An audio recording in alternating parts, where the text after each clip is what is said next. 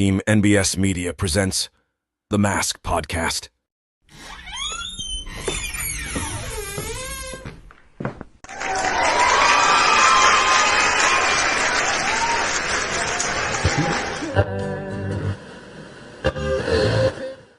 Five, 4, 3, 2, 1.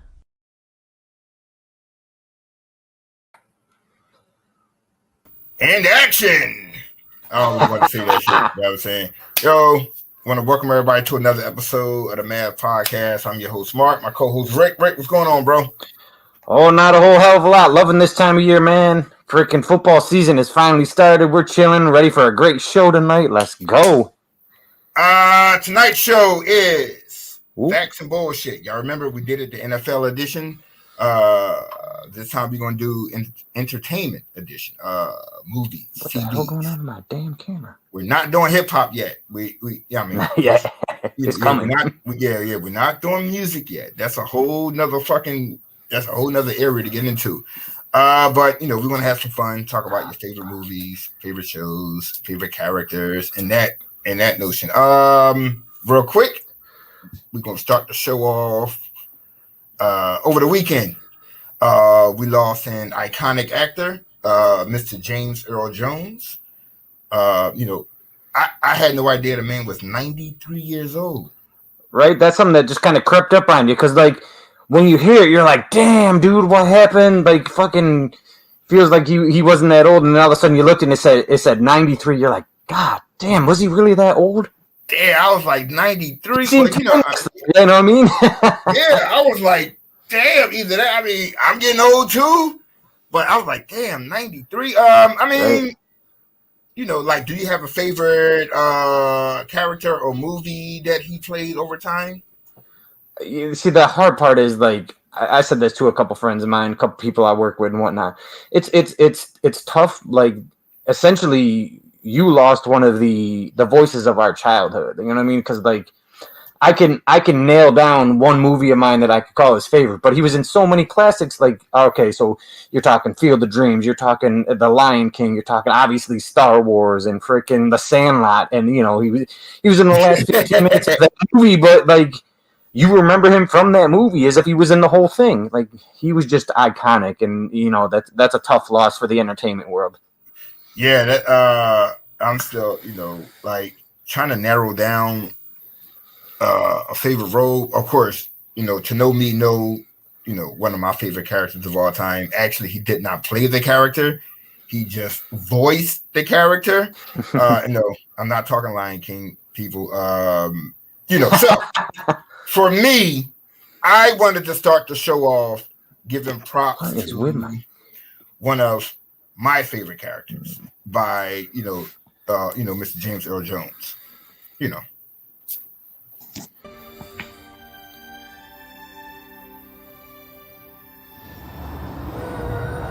Yeah, y'all know what time it is.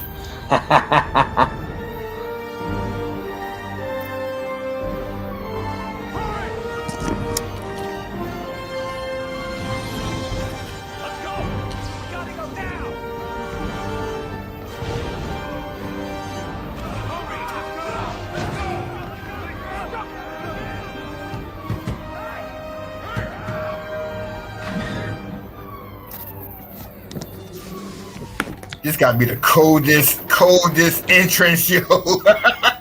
Right, even better than the first movie. I love this one. That shit is so ill, yo.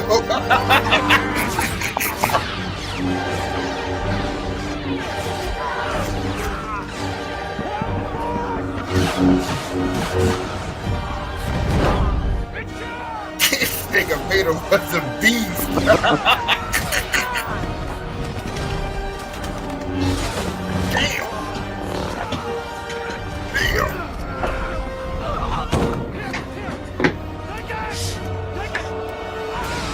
There you go, a little better.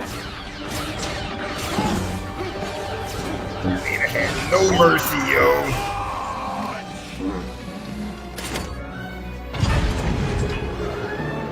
Yeah. That's all y'all get. Now, They'd be like, hey, why did you play that?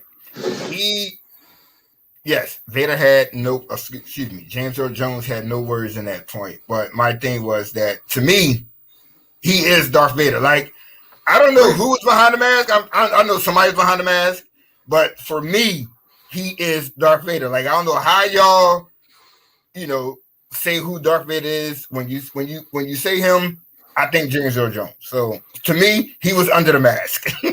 Right. Well, what I love about that, and I will give shout out to Disney here real quick. I know people feel some kind of way about the Disney Star Wars, but I absolutely loved in Obi-Wan where it was James Earl Jones and Hayden Christensen kind of playing that role. They kind of dubbed their voice together. I thought that was a neat touch. Yeah. It was fucking fantastic, and it was such an iconic character that it stuck with you ever. Between that deep voice and the breathing in his mask, I was like, dude, this is fucking awesome. It's hands down one of the best villains in cinema history. True indeed. True indeed. And with that note, we're going to start the facts and bullshit portion of the show. Of course, since we just did Star Wars, we're going to start with a few Star Wars facts and fiction. All right. So, in the beginning of the Star Wars, well, not the beginning. Let's go with the second installment. The point was that Vader was to bring balance. Do you think? Well, excuse me. Facts or bullshit? Vader brought balance. I will say, or Anakin, however you want to do it. I will say Anakin. Yeah. Anakin was the balance in the Force because when we talk about it, I wrote it up a little bit ago, a while back, about how he was perfectly balanced. He had that side of him that was hateful, that was spiteful, that wanted vengeance. But he still saw that moment in his son to save him in the end of the end of the first trilogy. So we saw those moments where he was both terrible and good. We saw the balance between them. It wasn't like light versus dark. And I know Star Wars fans are probably losing their mind going, we gotta, you're wrong. This is this. And George Lucas said that. Fuck off. This is my opinion. I'm trying to get that deep in it. This is just how I perceive it. And if you perceive it another way, you got more knowledge than me, good for you, bro. That's not what I give a fuck about. But I personally think when you speak of balance, it's, good and evil. And he was a little bit of both. I'm with you on that. For the simple fact that even if someone doesn't look at it like that, I'll look at it like this. With Anakin, like if they say that he was the chosen one or he was going to bring balance to the Force or whatever, and even if he didn't do it, guess what? His kids, like no matter what, Luke is still part of Anakin. Leia is still a part of Anakin. So at the end of the day, he actually was the chosen one because I don't even want to say it because he helped create. He helped create two of the main characters who defeated the Empire. So at the end, yes, he actually did bring that balance, but not in the way that Qui-Gon and them thought he was going to do it. He just did it in another fucking way. But that's the funniest part too, because I mean, people think you could say this person did, that person did, but like when you watch the series as a whole, you had the heroes and the villains. They were either too good or too bad. There was no balance there. There was no in between. He was kind of that in between, and like you said, he helped bring to the world those two children that kind of balance things out. Oh yeah. So for me, did you bring balance? I say facts. Facts as well. All right, now this one right here. I ain't trying to hurt nobody's feelings. Really, I'm not. But it's like I think it was like 2 weeks ago, maybe. Like I come home from work and the fucking new trilogy was on like every fucking day. And the more I watched this shit, the more I just kept thinking, this chick is trash, yo. Like all right, fact or fiction, Rey's character was trash. I'm gonna say facts with an asterisk. I thought her character was underdeveloped.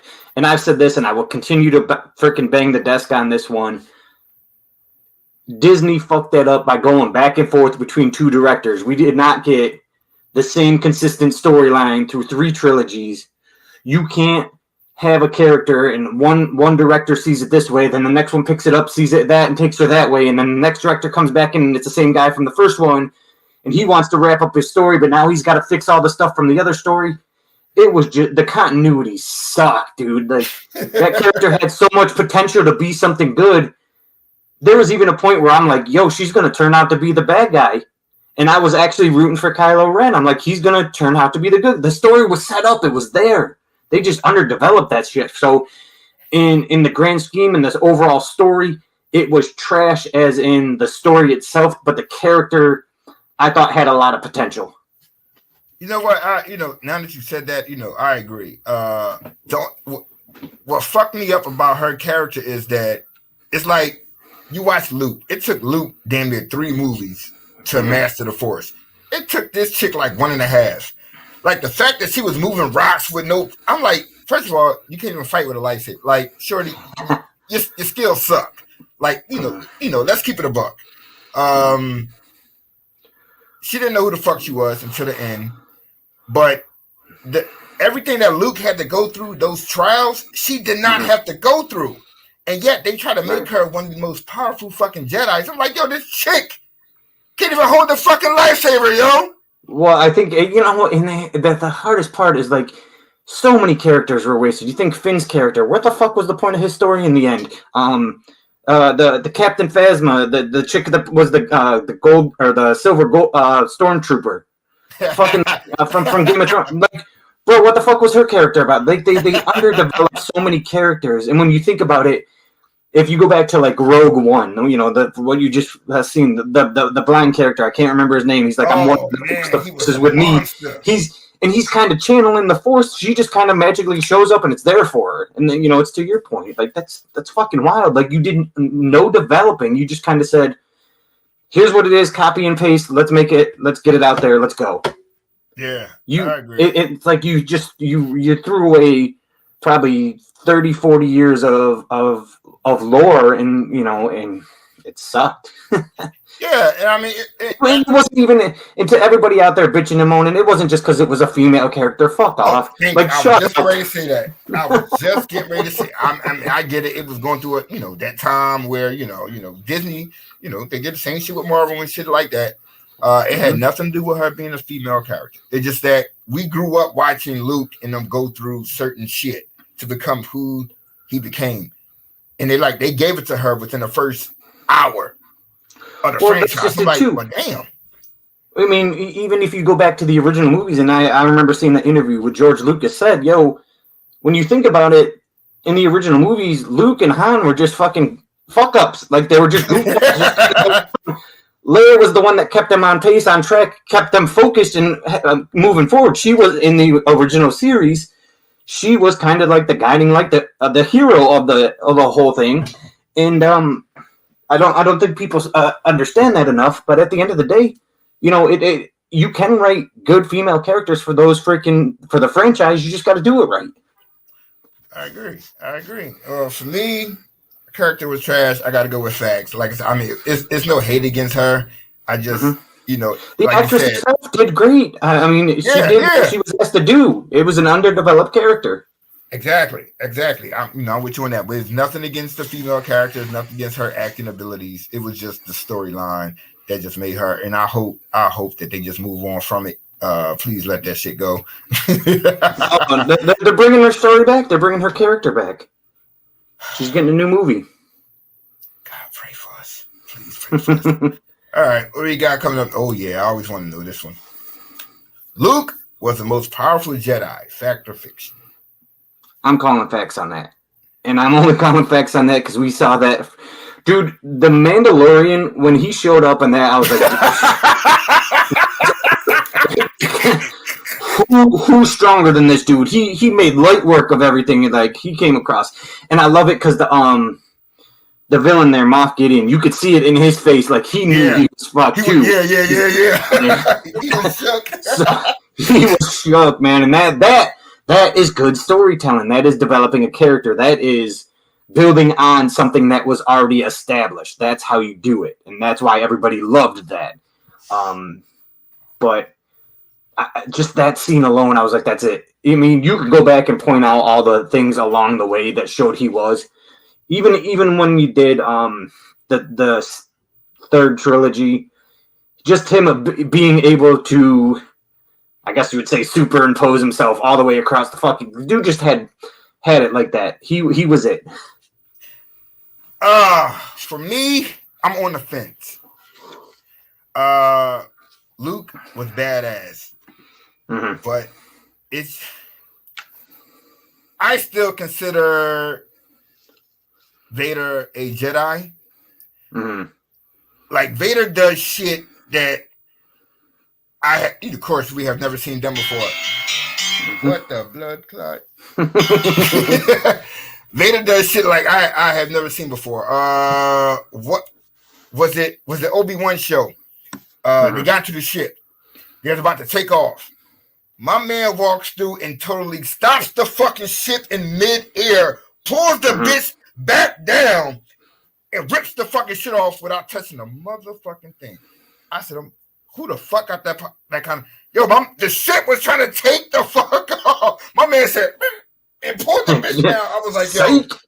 Then that made me think, like, yo, dude is the strongest, but then I had to go back into the I can't remember the name of the movie. It's from the last trilogy, the very last one. I can't remember the name of that fuck ass shit. When my man, I guess he teleported himself to the fight with Ben, with Kylo Ren. We have never seen no Jedi do that shit before.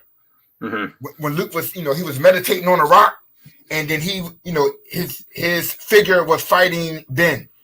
We have never seen Vader do no shit like that before. Like, that was I was like, oh shit, Luke is the fucking truth.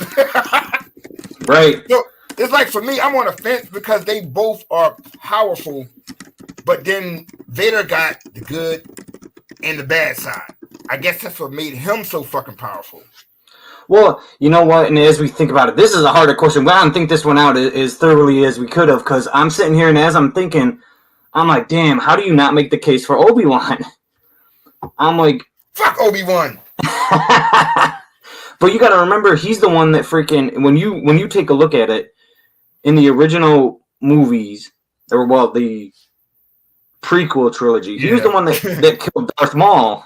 Or killed him, because he was alive and well apparently. But I don't know. It's hard to not put him in that discussion after everything he's been through. And we want to love him because that's the character we knew and loved from the beginning. We have the Luke Vader aspect of it, but all along he was the mentor. He was the one teaching him. He's the one that gave him all his skills. So it's hard not to put him in that conversation. And fighting wise, I think like Vader could not fuck with Obi-Wan because he fought with emotion. Like, I always thought that was his biggest fucking problem. And as we see why, they always said anger. Anger leads to the dark. Like, he always fought that dude with anger.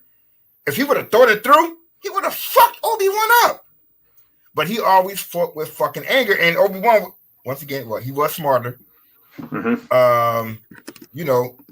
But as far as that Force shit goes, because I think he had the dual. He had the Force and he had the dark side.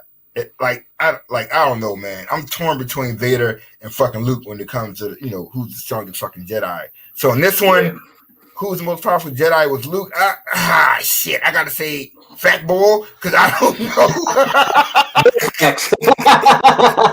Yo, see, I have no idea. I'm torn. But, I'm what?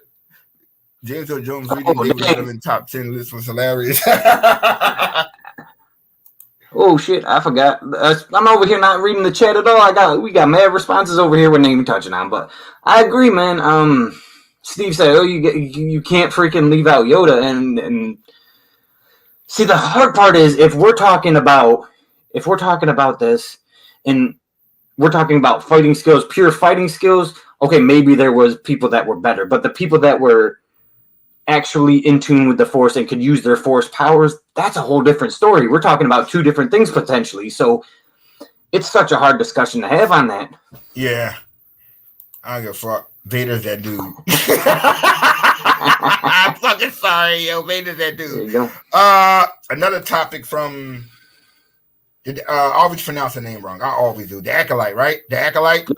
Yes, sir. Did the Acolyte end too soon? Facts or bullshit?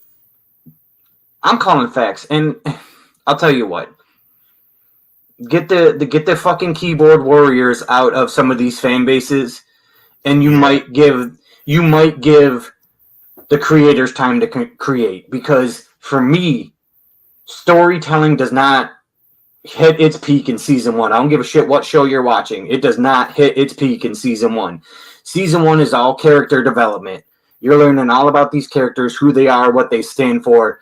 Season 2, 3, you start going through the problems, how they resolve them. You fucking can't base an entire series on season 1. And I tell people all the time, unless it was absolute ass, and people think stuff is way more ass than it should be, unless it is absolute ass, I will continue a show until it hits the season 1 finale. As soon as you give me that cliffhanger and you make me want to watch season 2, that's where I truly judge a show. And I think the Acolyte got a lot of hate because it got a lot of hate because all the freaking political keyboard warriors. But I also think it got a lot more hate because it pulled a lot of lore from like Legends and some of the stories and some of the comics. And it didn't stay true to the movie we all know and love, which pisses me off because people are like, we got to move past the Luke saga. We got to get more Star Wars. We got to explore more of the universe. And then as soon as they do, they're like, no, I don't like this. What the fuck is this? It ended too soon. I'm calling facts. The storyline, like you said, it was moving. You got you got twin sisters. Hey, look at supposed to be one good, one bad. First of all, the fucking fighting scenes were some of the best I've ever seen in anything Star Wars related. Especially the first episode. Oh my fucking god! I was like, yo, this show about to be different. They on some Matrix shit. I remember typing. I was like, yo, they on some Matrix shit. Right. And then as the show went on, it was a good twist at the end. So be like, oh shit, season 2. Oh shit, it's canceled. Like, yo, what the fuck? Like, you canceled a great show. They were killing motherfuckers. People don't die in Star Wars. Like, niggas was dying in this show. Right. Well, that's just it. And we briefly had the discussion. I'm like, I feel like personally, and again, people get pissed off for saying this, but I feel like Clone Wars, the animated series, is what made the original trilogy or the prequel trilogy come back to life. And maybe if they go the animated route and they bring these characters back to life and people get more of that backstory, maybe it will be a little bit more universally accepted in that same path. But just this, people watch this show wanting to hate it. Yeah. They came in from the beginning. As soon as the first episode ended, the trolls came out. Oh, this show is garbage. I'm like, that probably was the best fucking episode. Like, but once again, and it's like you're saying, y'all were saying, move along from Luke and Yoda and the rest of them. And the minute that y'all do that, oh my God, it's Surge! No, bring him back! Like, yo, it was nothing wrong with that show. Yes, it dragged for a little bit because they building up to a fucking story. Like, I'm sad that it ended. I just saw the day they tried to run a fan petition to bring it back, and that was a flop. Yeah. Because there are certain fan bases you don't fuck with. Star Wars is one of those fan bases you do not upset because they are sensitive. I don't give a fuck. Once again, if Star Wars fans watching, I don't care. Y'all are very fucking sensitive, yo. It's first of all, it's some made up shit in the galaxy far, far away that none of us is going to. I have never seen a lightsaber in my motherfucking life. I have never seen no one shoot a fucking laser in my fucking life. So there's nothing. First of all, I need to sit down with George Lucas. I need to know, what the fuck were you smoking when you stepped in your house? He had the good stuff. And said, I want a character who's going to choke a motherfucker from 50 feet away. I want a giant bear that walks on two legs. Yo, I can't front. George Lucas, your imagination, yo, is one of a fucking kind. Like, yo, you had flying cars before the fucking Jetsons were even thought of, bro. Like, your imagination. You need to go work for Tesla or somebody and shit. Your imagination's crazy as a motherfucker, yo. It's wild, man, and that frustrates me. And then, could they have gone another route? Could they have? They could, of course, corrected on the things that people hate, but like Star Wars, man, you're never going to see this show again, or the movies or anything like that again for the first time. Y'all are holding on to hope for something that isn't coming. Just enjoy what you had. These shows were made for fucking kids. They were just universally loved as adults. So, I mean, just fucking let it be. You're watching, it's a soap opera. First of all, that's what it's always been described as, a space fucking soap opera. And y'all just hold this so close to your heart. I say this, and I want people to understand. It's okay just to like stuff. You don't have to love everything about a series. You could just like it, say it's all right, and move on. You could like the original trilogy better than the prequel trilogy, better than the sequel trilogy. You could like the Clone Wars better than all of it. Each thing, we sit here and we rank out, oh, this is the best movie from the Batman shows. This is the best this is the best that. It's not that we don't like the other ones. It's just like we prefer the other shit more. You can just like some things. Facts. Y'all too motherfucking sensitive, boy. All right, so let's jump up. This is this is the Rick one right here.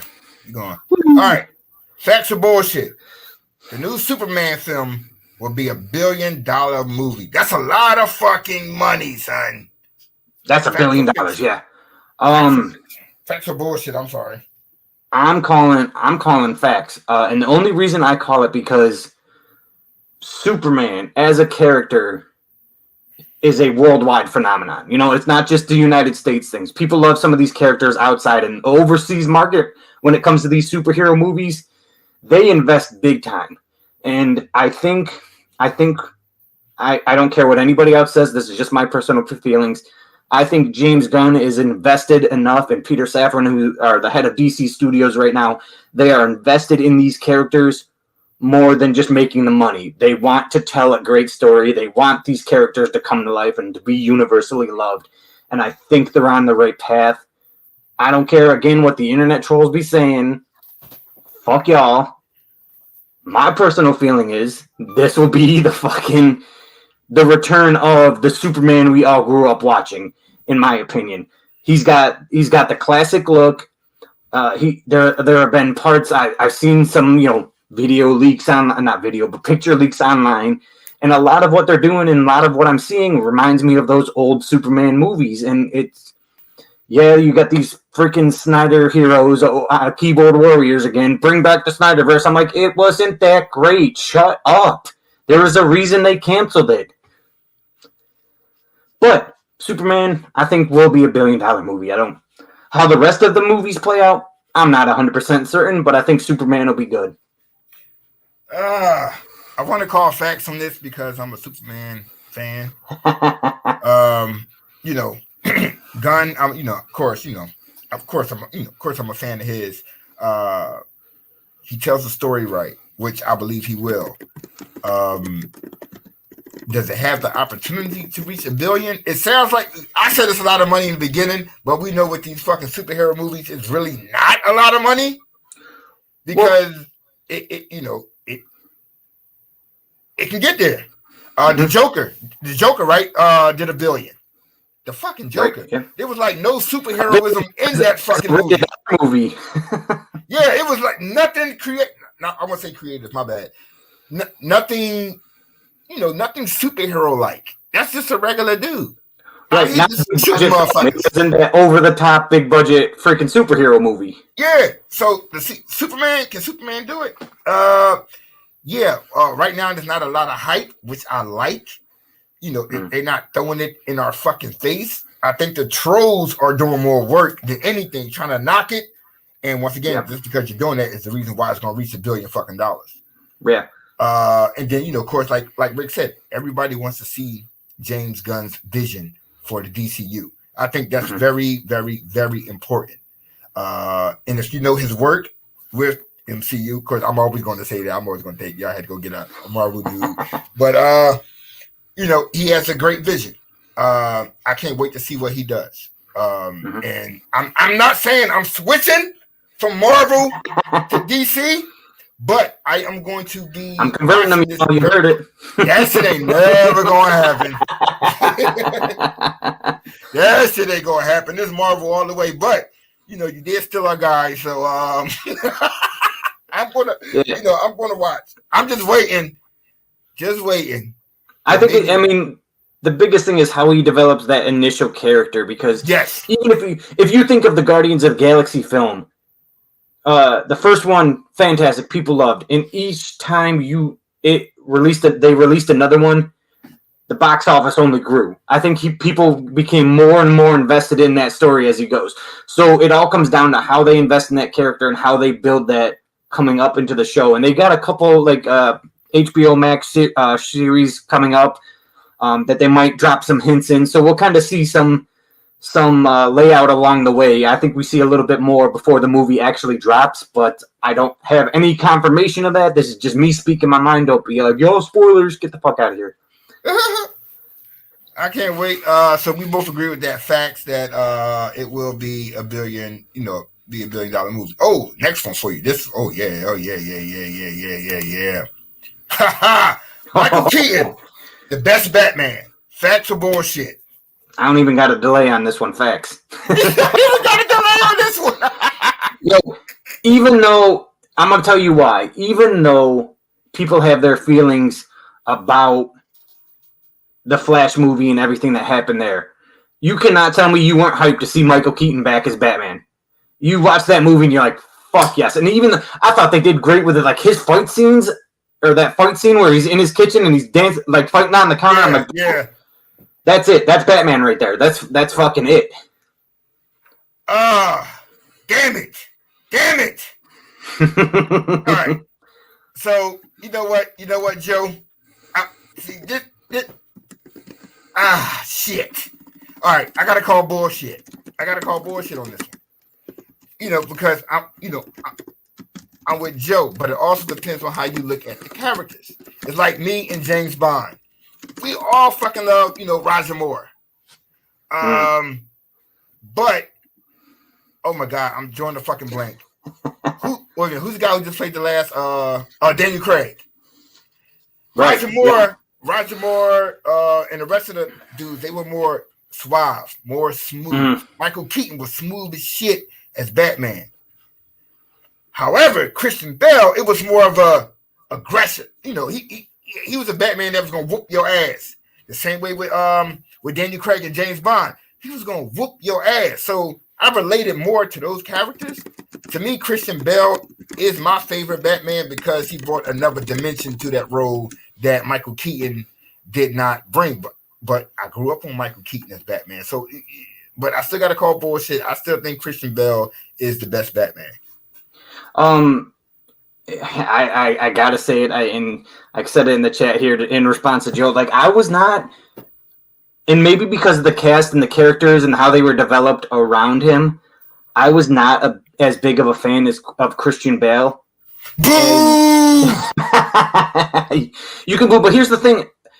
I thought he did great as the hardest part about Batman, and I will forever say this and bring this up probably time and time again. The hardest part about Batman is playing both Bruce Wayne and Batman. When they cast for Batman, you either get the suave dude that can play Bruce Wayne, that is that $1 billion playboy, just nails it, but then they suck as Batman. And then you get the ones that are great as Batman, but you're like, this is a trash Bruce Wayne.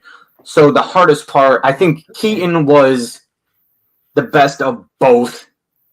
I think because he balanced out both and because he was able to do both so well and be believable when everybody was like, he's going to suck, he's a comedian, he's not going to be able to do it. So what he did and what he brought to that character and made it a universal household name in most people's eyes, I think he elevated the character a little bit better. Now, when we think of Christian Bale and how he did as Batman, I am not knocking those movies. I am not saying they're great. I think The Dark Knight was, to Joe's point, Batman Begins was fantastic. But I think The Dark Knight, after Heath Ledger's passing, brought more people into that franchise, and how he played the Joker and how Christian Bale came off of Batman Begins. So it's a tough conversation to have, but I'm still riding out with Michael Keaton on that one. Anybody trying to hear that shit, right, Joe? Oh, all right. You brought this next topic up, and you know I'm not a big horror movie person, but Yes, I mean, sir. First of all, you already know what it is. You can look at the, you know what I'm saying? So please get that right. Friday the 13th, the best horror franchise, facts or bullshit. We had to bring this one up because obviously in a few days it will be Friday the 13th. So we had to sneak this into the entertainment show this week. Son of a bitch, that's a tough one. I'm going to say for me personally, I've always been a Nightmare on Elm Street. Freddy Krueger was always that for me. I think they when they rebooted that took it down a notch in a few people's minds because they just went away from the original look and feel of Freddy Krueger, and they tried to make it like computer generated. It's like Ryan Reynolds' Green Lantern when everything was CGI, and you're like, this ain't it, man. This ain't what I'm feeling. But to me, that franchise was always great. I think had they done Saw right, it would have moved up the list a little bit. Because here's the problem I have with Saw, and I have to bring this up in a horror franchise. You know, the first one was so great, and we didn't love it because there was all those torture devices and all that shit that was wrong with it. We loved it for the twist at the end of that fucking movie. You saw that shit and was like, oh, I didn't fucking see that coming. They developed the story, they developed the character, but as the series went on, they turned it into like the torture devices, and they made that the focus of the movies. So from the overall scheme, if they would have stuck the landing on the story, I think that would have moved up a little bit. But I would have to say Nightmare on Elm Street for me, Friday the 13th is probably a close second.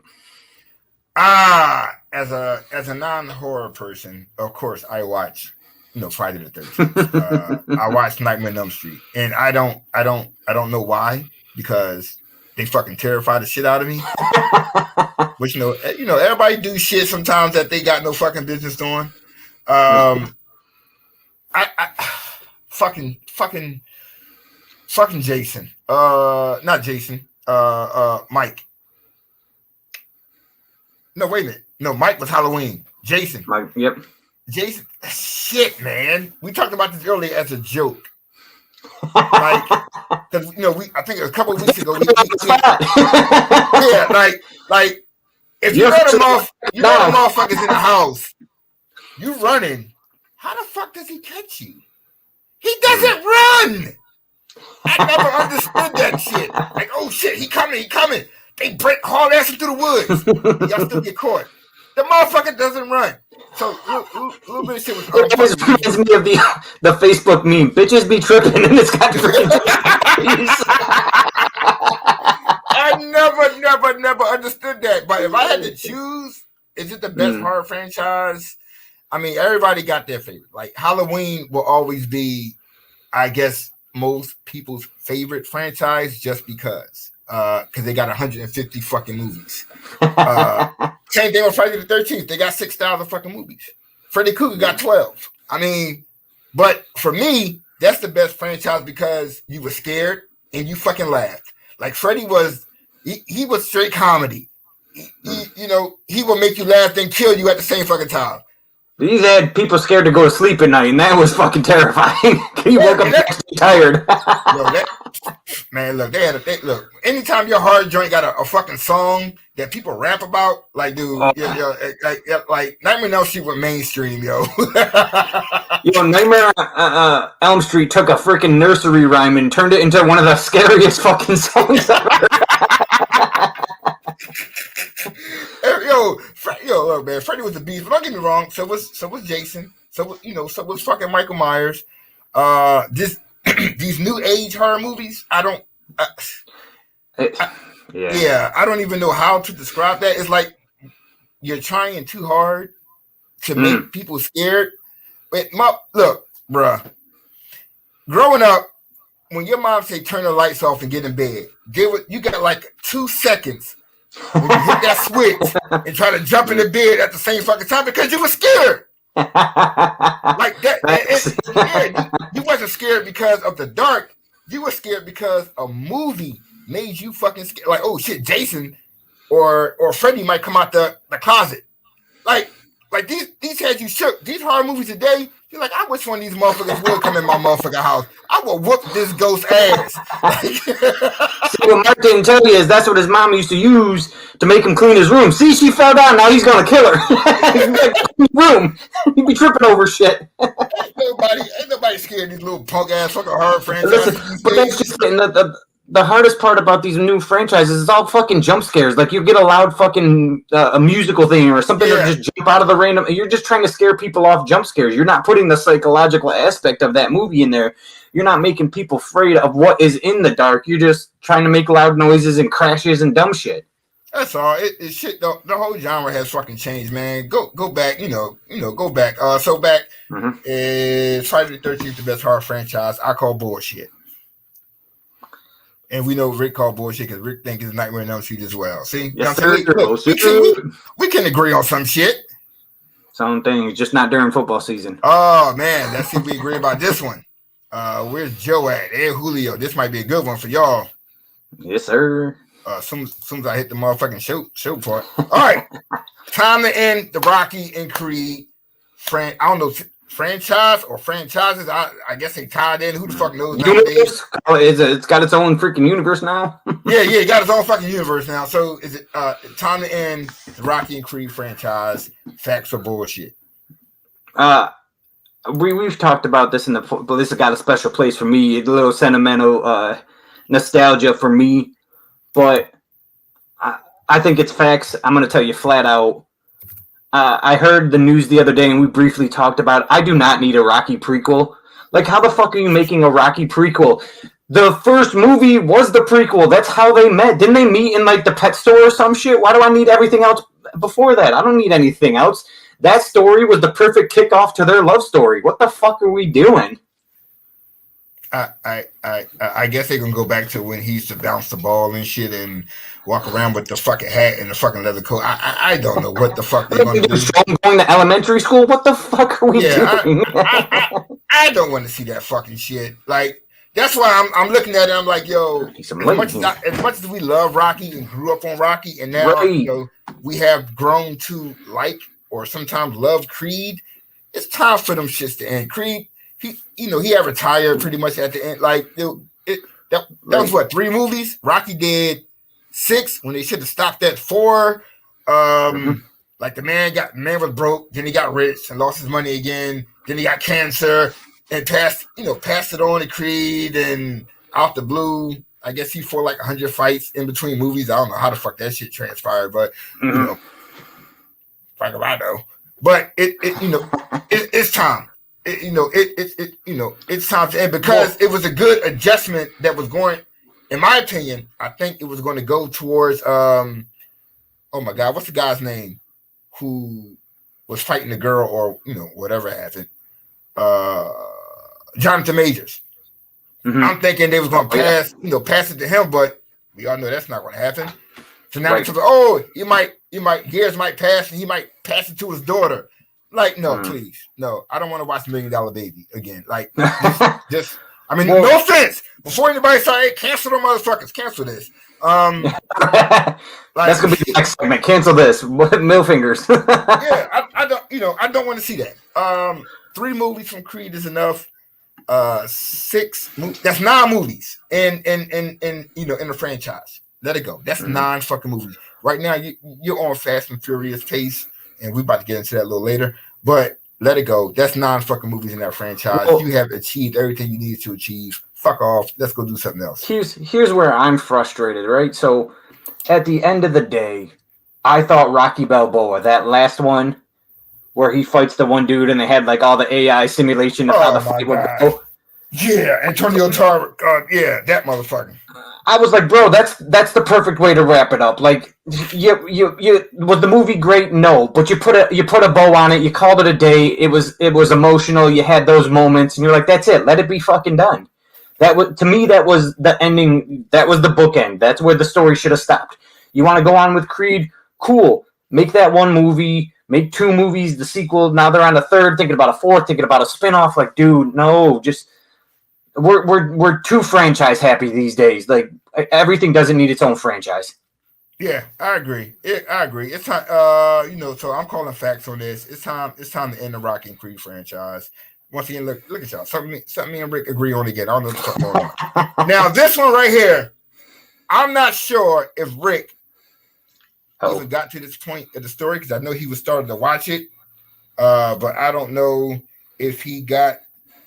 Don't pay me no mind. I'm trying to get this motherfucking VTO for tomorrow and shit. You know what I'm saying? So I ain't got to take my ass to work, but these motherfuckers are quick with it. I think I got it. All right. There you go. Guess we about to find the fuck out.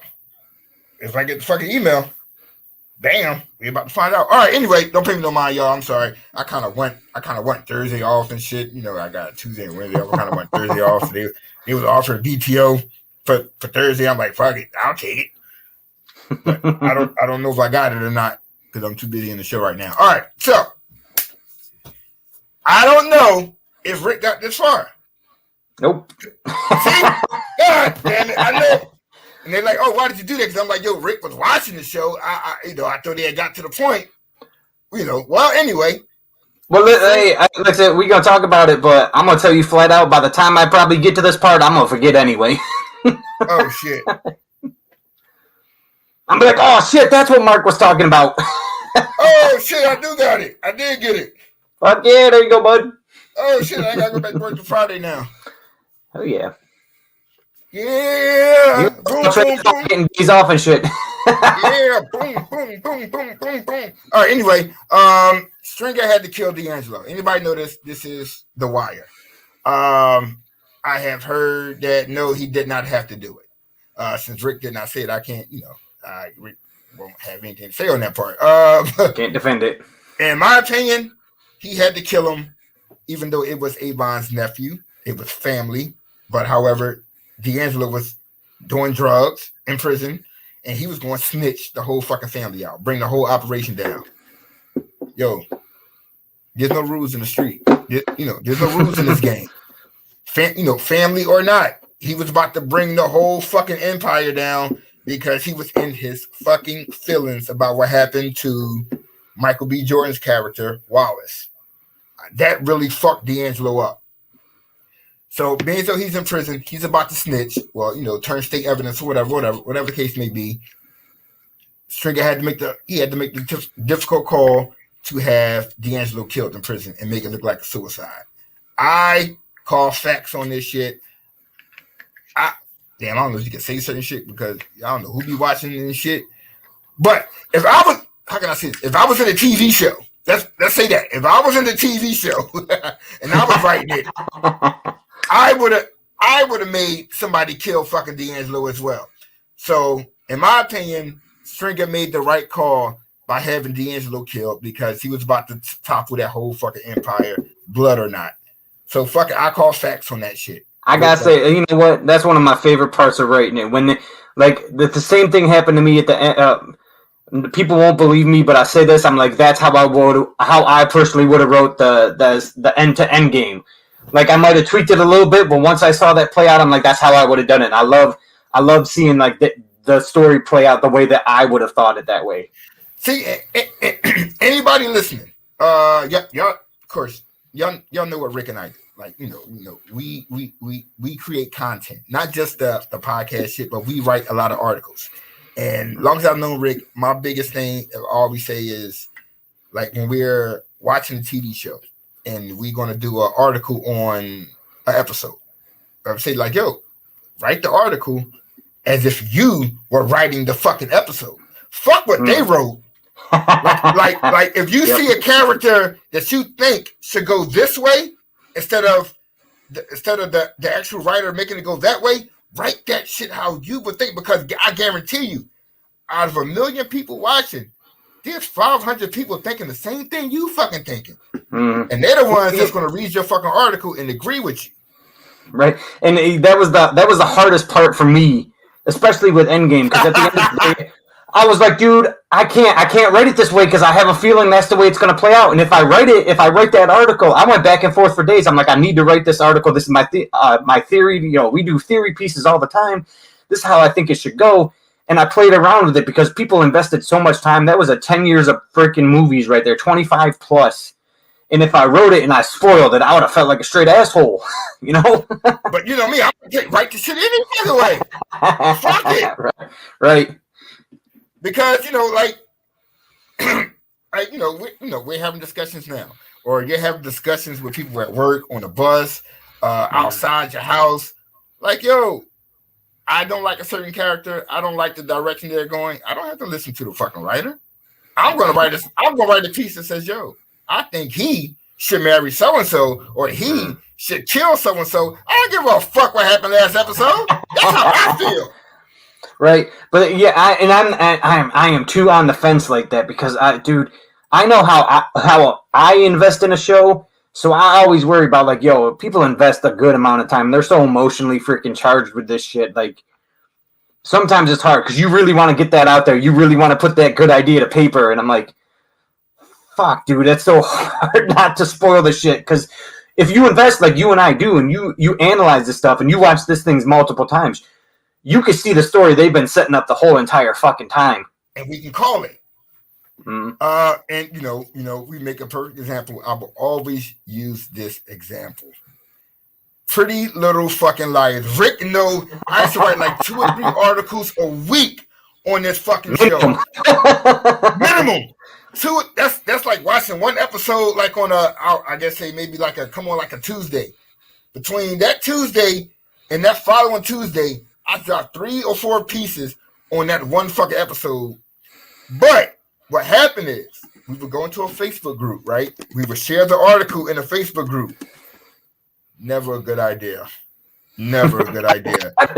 Because these motherfuckers, they get so sensitive, B. Like, man, this is just my thought, my idea. This isn't a freaking Bible. Calm down.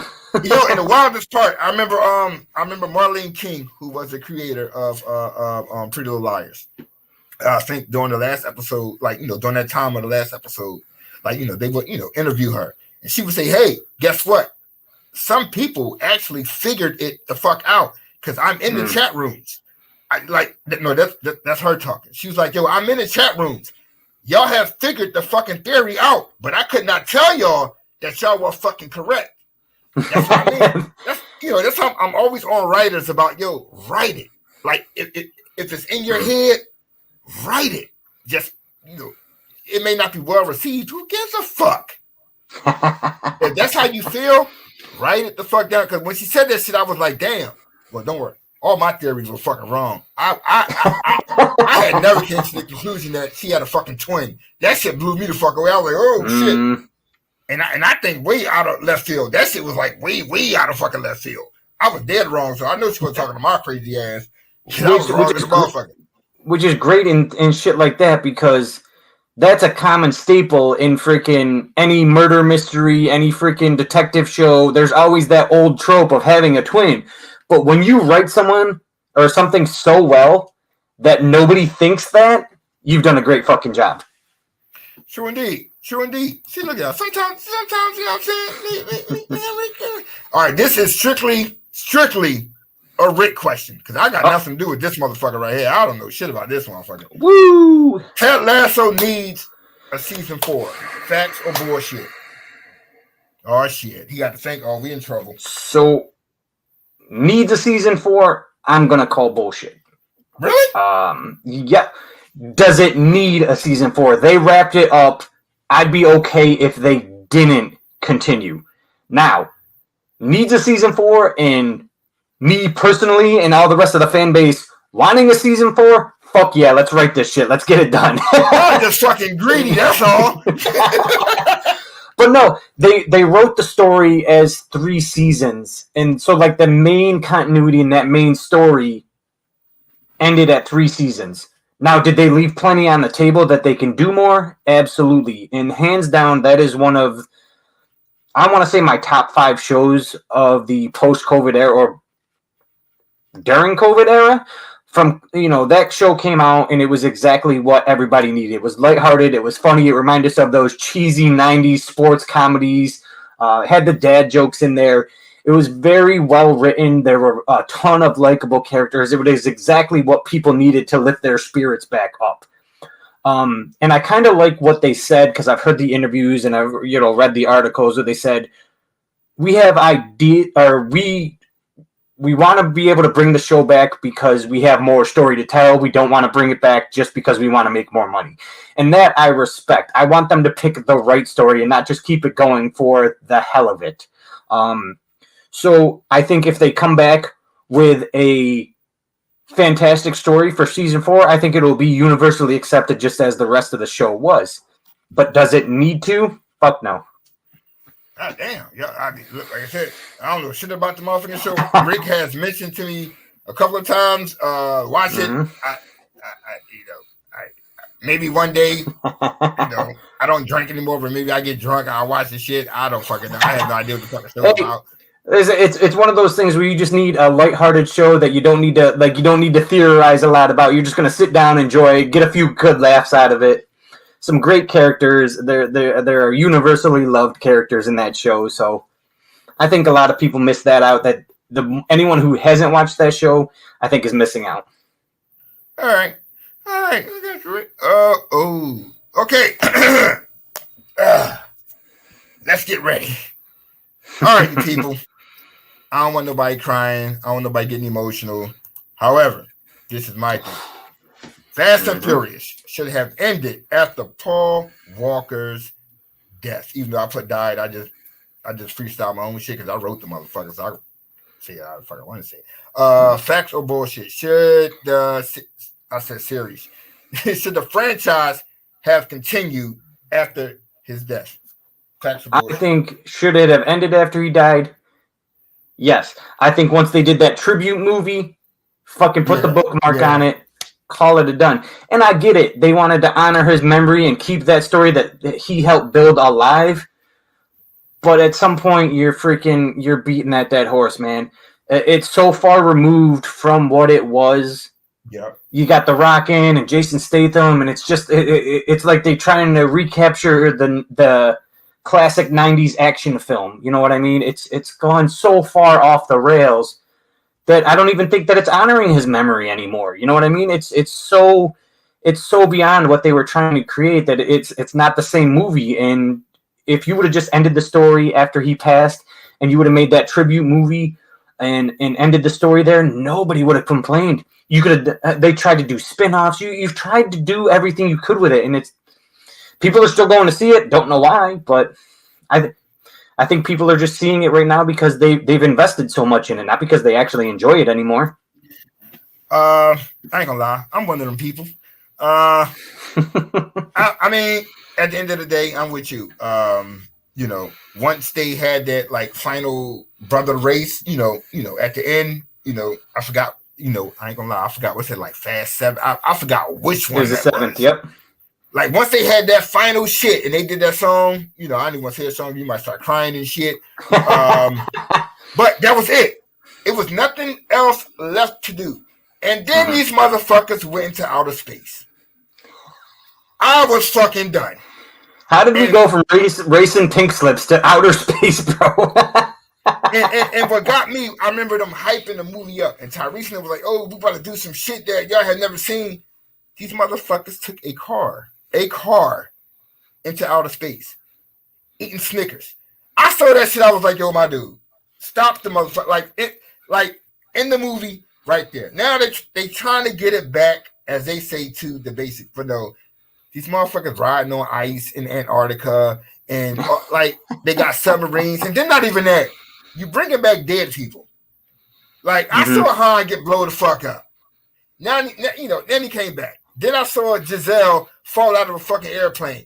But now she's back. I'm like, at one point, supposedly Daddy had got killed, but now she just lost it. It's too much shit going on, bro. There's too many loose ends, man. There's too much to tie up, and y'all just keep bringing back more loose ends. And I get it. It's a cash cow. Like, it's making a ton of money, but y'all, you're trying to honor something that I'm pretty sure maybe Paul Walker would have read the script and be like, yo, this ain't it, yo. This ain't it. Well, you know what's wild, though, is it's not really making a ton of money. That 7th film, it did more than the entire franchise did in the entire run. God damn. They doubled their income off that one movie. So they were doing okay. They were making money, obviously. Or they wouldn't have kept doing them. But it wasn't like every movie was $1 billion franchise or $1 billion movie. So it's wild to think that they're doing this and making a ton of money. They got to be, it's little more than breaking even. Right. You're profitable, but not by much. And at that point, is it worth it? But then you got to think also, look at the shit they doing. The Rock and Vin Diesel had their beef. Now, we want to up the movie stakes, so let's bring The Rock back. He was done. Now he's coming back because, how can I say this without dogging The Rock out? Bro, your solo movie career ain't done you good. I mean, look, I like The Rock. I think Ballers, one of my favorite all-time TV shows. Like, if anybody has not watched Ballers, take your ass over to HBO, and you will. It says like Entourage on steroids. Ballers is that buff. Ballers is a great fucking TV show. But that's another good one. Like, what at the end of the day, man, not to jump in on you here, but like, why does with all the money they're throwing at streaming, why doesn't he do another streaming deal? Let's put these movies on hold for a bit. Man, well, can we get a Ballers Part 2? Like, I mean, shit. I'm like, yo, I said, look, I didn't think I was gonna like that fucking show. I didn't think I was gonna like The Rock as an actor. But that show, and I love Entourage. Oh my fucking god, Entourage is one of my favorite all-time fucking shows, yo. But the Ballers was right up. There's something about HBO when there's shows that you just cannot fuck with. Yes, they rarely miss. They rarely miss. Yeah, they do miss, yo. They rarely miss. I fucks with that. Oh shit. Anyway, back because see me and Brick, we get all topic like a motherfucker. Anyway, Fast and Furious, we both call facts on that shit because we still gotta do our NFL picks. I know it's an entertainment show, but we told y'all every week we're gonna do our NFL picks. If you don't like it, once again, you can log the fuck off. I know that. I know niggas like y'all so tired of that motherfucker. They can bark, yo. I don't give a fuck. I got the day off Thursday. Bitches. I'm gonna let Rick describe this one because this is more up his topic right here. I'm just gonna read the fucking question. Batman Joker can be outside the DCU. I asked that because I don't know what the fuck Rick meant by this. So what's going on when the new DCU hits? It's starting with Superman, but they're also continuing with the continuity. Well, not continuity because it's going to exist as its own separate entity. Robert Pattinson is getting his sequel movie. We saw Joaquin Phoenix is getting a sequel to the Joker. They're not going to be part of the main continuity. So the question is, do you think those movies can stand on their own, or do they need to be DCU storyline in order to be successable? Because right now, coming up next week, there's a Penguin show that ties into the Robert Pattinson Batman movie. So, yes, I'm watching that shit. Yes. Oh yeah, that looks good as hell. I'll be all about that. But I think I've got to call facts because we, as a comic book reader, we know that they have had different artists write different versions of Batman. So I think the room for more content is there. So yeah, I'm gonna call facts on it. I think they can have two separate Batmans running at the same time as long as they do the stories well. The TV version and or TV/movie version and an actual shared universe version. People love Batman. He's always going to succeed as long as they do the story right. Well, you know what? I'm not even going to comment on that because you are the DCU guy. If I comment on it, it's going to seem like I'm just, bashing them upside the motherfucking. You know what? I don't give a fuck. I'm with Rick on this one. do they need their own? Do they need to be in the universe? Well, no. But however, once again, that James Gunn dude, because I mean, the Guardians. Guardians didn't really actually have to be in anything Avengers related. They did not have to do that. They had their own shit going on. Like when I'm watching the Avengers movies, I'm not thinking, "Oh my god, I can't wait to see Peter Quill." Like I'm not. I can't wait to see fucking Rocket.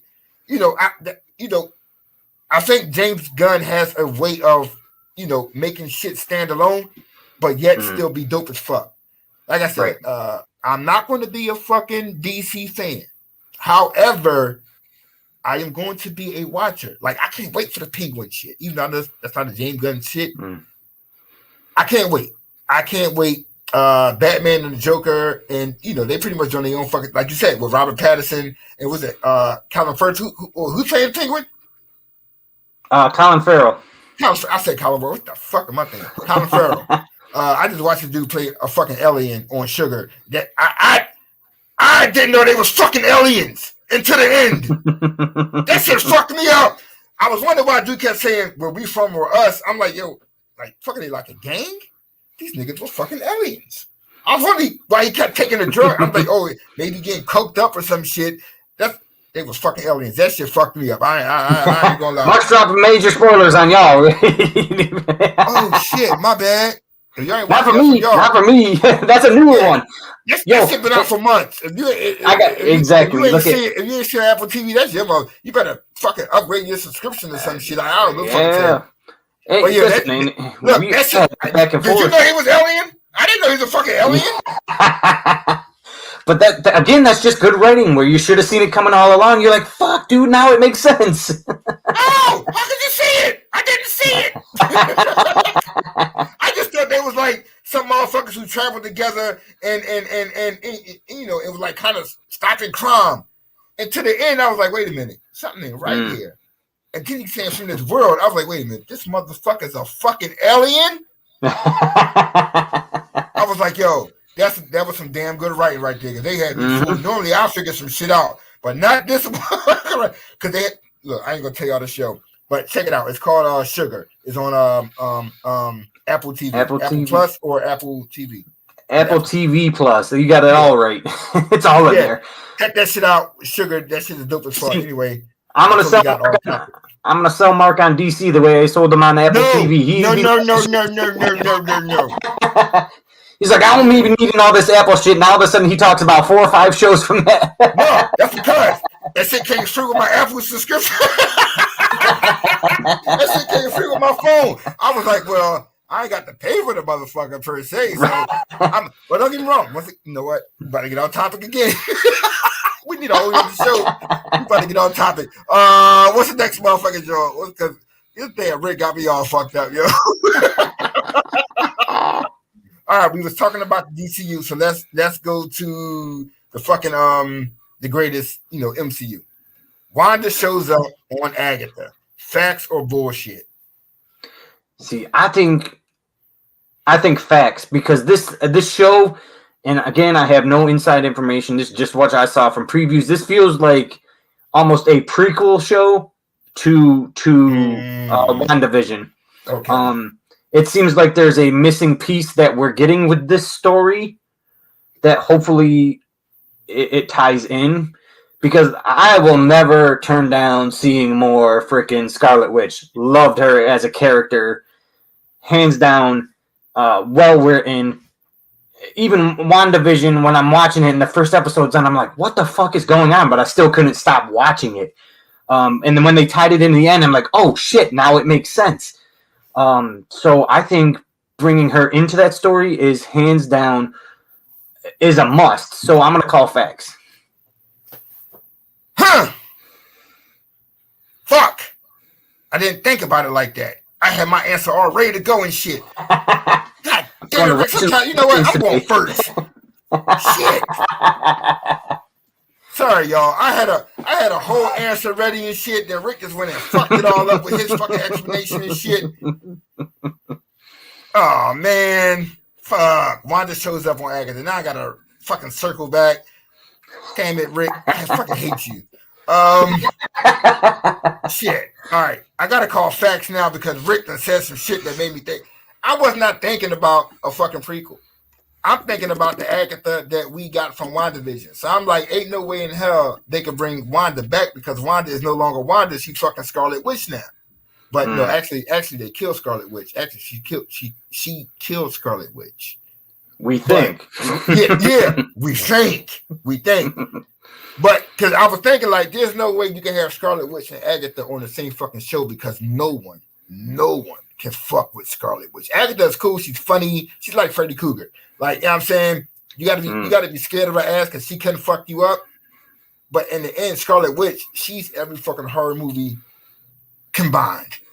Like, that chick is so I didn't realize how badass she was. You know, I seen Doctor Strange Multiverse of Madness before, and I was like, okay, cool. Then you watch it for the second time. I'm like, yo, Scarlet Witch was no fucking joke. You know? Well, you know what? I tell you what, I really wish, because when they advertised it, when this whole Doctor Strange Multiverse of Madness was coming out, they advertised it as a horror film, and I watched it, and it had horror elements, and I'm like, I wish they leaned into it more. I wish they went a little bit darker, a little bit deeper into that, and really showed her powers like that. I was like, dude, it's right on the edge of being great. So now that you mentioned, like I said, you fucked up my whole fucking speech and shit. Like, you have to bring her back because, for one, she is a fan favorite. And because now you check the blogs and everybody wants her to come back. Like, this is the perfect way to bring her back. However, it's going to be like Black Widow. Like, we got Black Widow before she died, which I thought was some bullshit. You know what I'm saying? Just keep that a buck. But, we're going to get Wanda before she became Scarlet Witch. And it's almost like a teaser. Like, I want to see Scarlet Witch. I like Wanda. Wanda's cool, but Scarlet Witch, she's the shit. Like, she got time for no motherfucking game. She's like, yo, give me my motherfucking kids, or I'm just gonna kill all you motherfuckers. Well, you know what? That's what I love about her character, and even as that story seems to, at this point, have an end, I still feel like there's so much more of that story that people are interested in that we want to see. I think there's so much left to tell. Oh, but don't forget, we getting a Vision show too. So, look, it's not the end of Wanda, or whoever the fuck you want her to be, Wanda or Scarlet Witch. She's coming back. I'm put up there. I'm sorry, she's not up there with Kat, but I'm saying as far as one of my favorites, she is one of my fucking favorites. And real shit. Can you imagine going to Thanksgiving dinner, right, with the Olsen family and shit? You got the two little sisters who were on top of the world. We all know who they were on top of the fucking world. Then you got the third sister that no one knew. She said, "Fuck you, little fuckers." Now this is my shit. But I'm saying though, like, I think somebody said to me before. They was like, "Oh my god, that's their sister." I'm like, dude, look at her face, B. Yeah, it hits you all at once. You're like, "Oh shit, yeah." Like, oh shit. Like, once you see it, you can't unsee it. Right. Because she's like, they dad they got some strong ass motherfucking genes, yo. Because they look like fucking triplets. But I ain't go front though. But on the end, that is a great family tree. She got a new movie. Once again, get fucking totally off fucking subject here. I'm sorry, y'all. Wanda shows up on Agatha. We both say facts. I was about to talk about some old other shit, yo. That's the problem with these shows, man. We said it all along. We were going to do a half hour, and now we're struggling to keep it under 2. Yo, we did say that shit a half hour, right? We did say that shit. That was my dumb ass fault. I told y'all, I'm listening to me, y'all. I be saying some dumb shit. All right, real quick, this one right here. I can't remember the year. I could look it up. I really don't fucking feel like it right now. I ain't gonna lie. Like, this is not that show where we're gonna like. I don't need all the fucking stats. I'm talking to y'all like we talking to y'all in the fucking barbershop or out in the motherfucking street. I could come here and speak politically, give you all the fucking research and facts and years. That's not who the fuck we are. So y'all, we talk like y'all think, pretty much. Do I remember the year that he got robbed? Fuck no. But I remember the fucking movie. It's the year he played Ali, and it's the year that Denzel Washington played Alonzo in fucking Training Day. So, Will Smith was robbed of an Oscar for Ali. Facts or bullshit? I'm going to call facts. And the reason I'm going to call facts is we have to look at his work as an actor for that. He was up for Best Actor. You're not going to say Best Film, okay? That's a whole different debate that I'm not going to have because that's not what the question asks. I think Will Smith as Muhammad Ali was spot on. I don't want to hear about the story. I don't want to hear about the freaking historians that are like, that's not really what happened, blah, blah, blah. Shut the fuck up. I don't care. I'm talking about this man's portrayal, and he fucking nailed it. I'm all right. I know why you gave the award to Denzel, because it was like, hey, we know what you did throughout your whole career. You're due. Because it's the same year that they gave Halle Berry the fucking award as well for Monster Ball. Yes, Denzel playing a bad cop. I mean, that performance was fuck. Come on, bro. King Kong ain't got nothing. Like, come on. It was so many classic one-liners in that fucking movie. However, Will Smith played the role. I mean, he nailed the role of Muhammad Ali. Muhammad Ali over a fucking fictional character. I'm taking Muhammad out of a trail all fucking day long. This is a rapper playing a iconic figure in a movie, and he fucking nailed it. And y'all gave the award to somebody who you really never seen Denzel curse like that. You never seen Denzel smoke like that. You never seen him act like that. So it's like, hey, this is different. Well, he's a trained fucking actor. So I mean, like, what the fuck?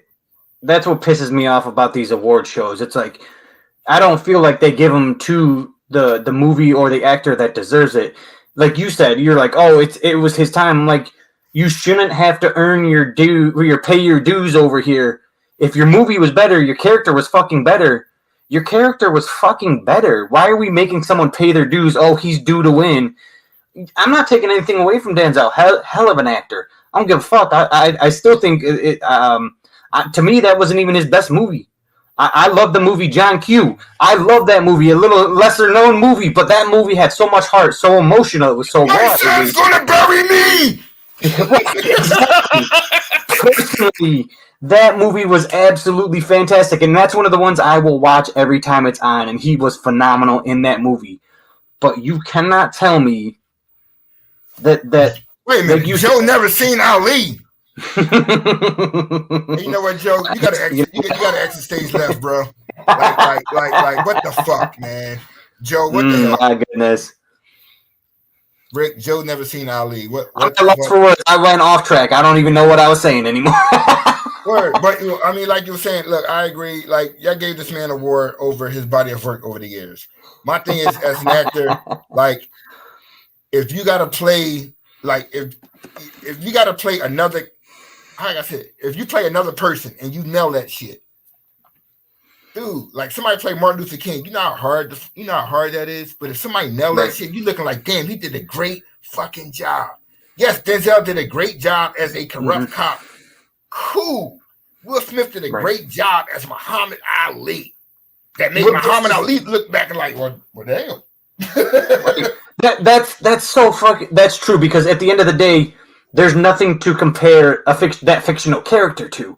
You're trying to create people's memory of that person when you play someone in a biopic like that.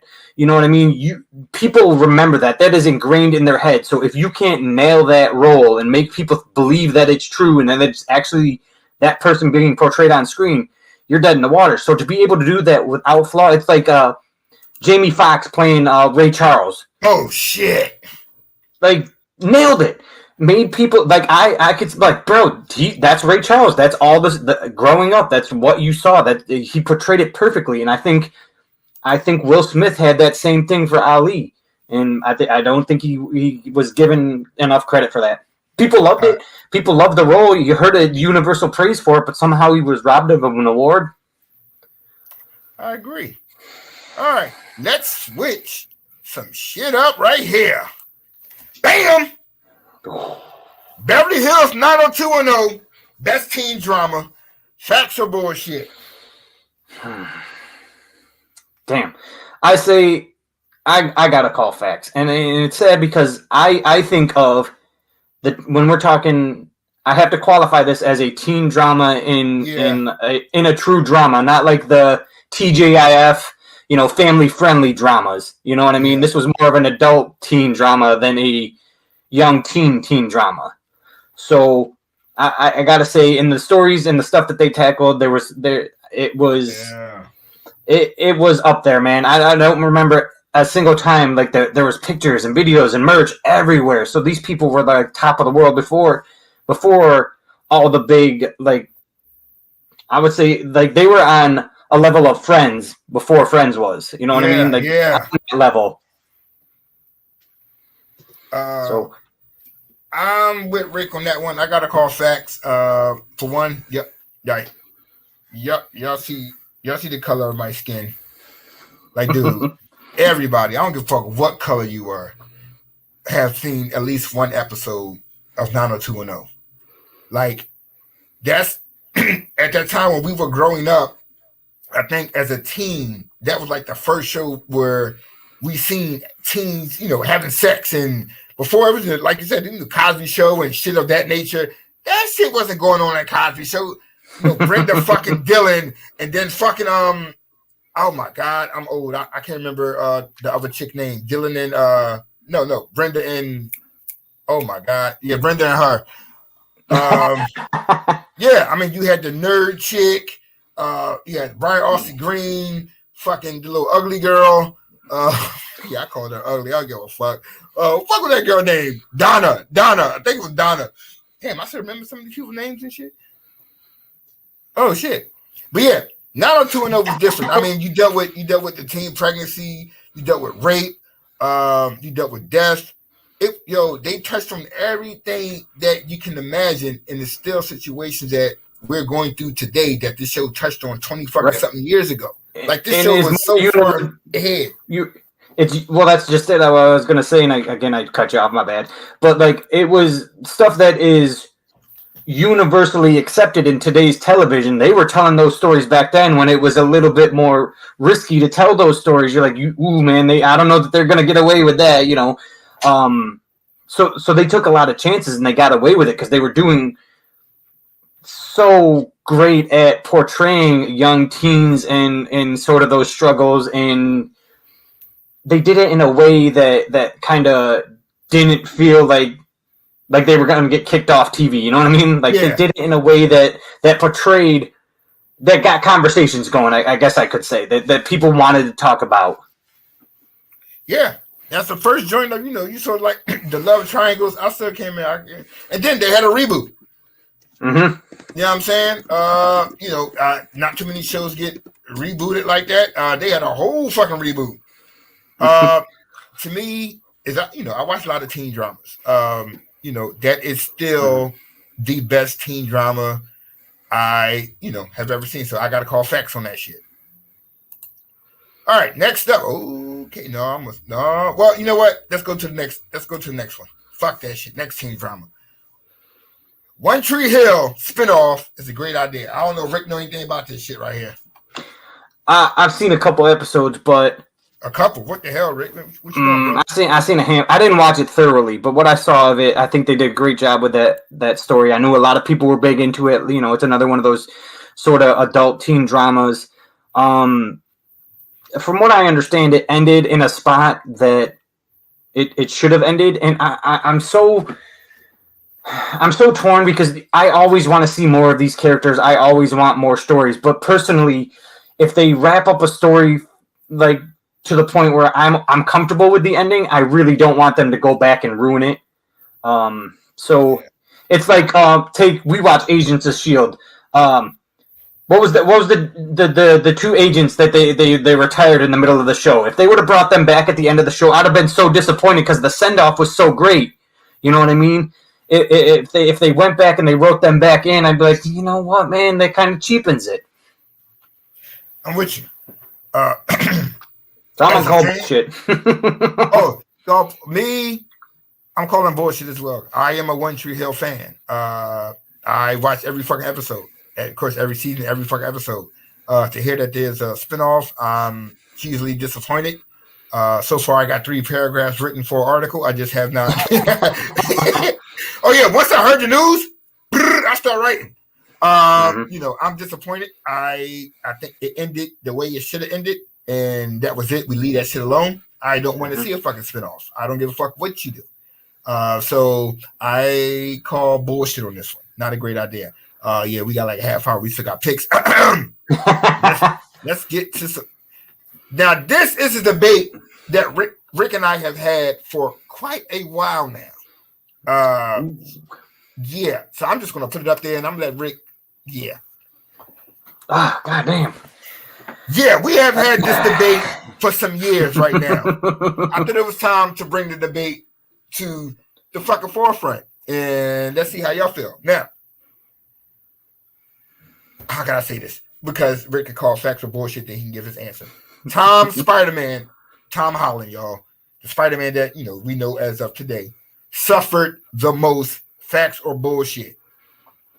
I know we have this debate, and the debate goes on, and it goes well beyond who suffered the most. This goes to from everything from what was the best movie to who played the character the best. This debate is ever growing between us, and it's been so fun to be a part of. But the more you think about it, I will say in the overall suffering, like, okay, Tobey Maguire, his Spider-Man lost Uncle Ben. And then you got Andrew Garfield, he lost Uncle Ben. Obviously, they keep beating that dead horse. Lost Uncle Ben, and Gwen in the second series, The Amazing Spider-Man. So he lost his family member and his girlfriend. When you fast forward to Tom Holland's, and he lost those same people along the way. But by the end of that third movie, not only did he lose those people and Aunt May and everything, he lost everybody. At the end of the day, Spider-Man got wiped from everybody's memory.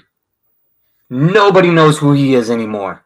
They know everything up until... So, like, even the people he trusted can't trust anymore. All his friends that he would turn to can't turn to anymore. His girlfriend that knew and accepted him can't turn to her no more. At the end of the day, it does not matter what movie you think is best, what actor played their role the best. When you lose everything, I can't wait for the fourth movie. Like, how do they come back and circle that back around? Because at the end of the day, I'm so frustrated with that franchise because it's like, damn, can Spider-Man get a fucking win? Can he get a fucking win? Everything in his life is just miserable, losing everybody. If you don't end that, if you don't stick the landing on that, I am never watching that fucking Spider-Man again. And me, of course, I'm going to call facts on this one. We talk about Toby's. Losing Uncle Ben, but in a sense, he lost he lost his Mary Jane as well, sort of, kind of. Even when it came back in the new trilogy, it still wasn't 100%. You could tell by the way he was talking about it. They got their own issues going on, and the fucking Andrew one, like that. We all know Uncle Ben's going to die. We know that shit walking into the movie theater. Like, oh shit, first 5 minutes, Uncle Ben dies. Like, we all have programmed ourselves for that. But the Gwen shit, that shit was a heartbreaker, yo. Not that she died, it was how she died. I was like, and for them to, and I love the way that Marvel tried to relive that, and the new Spider-Man, when he saved, Mary Jane, I thought that was some ill shit. Like, I was in the movie theater. It was motherfuckers in that bitch crying. I'm like, all right, I kind of get y'all. But then once again, if you know the franchises, you know why everybody was cheering and all of that shit.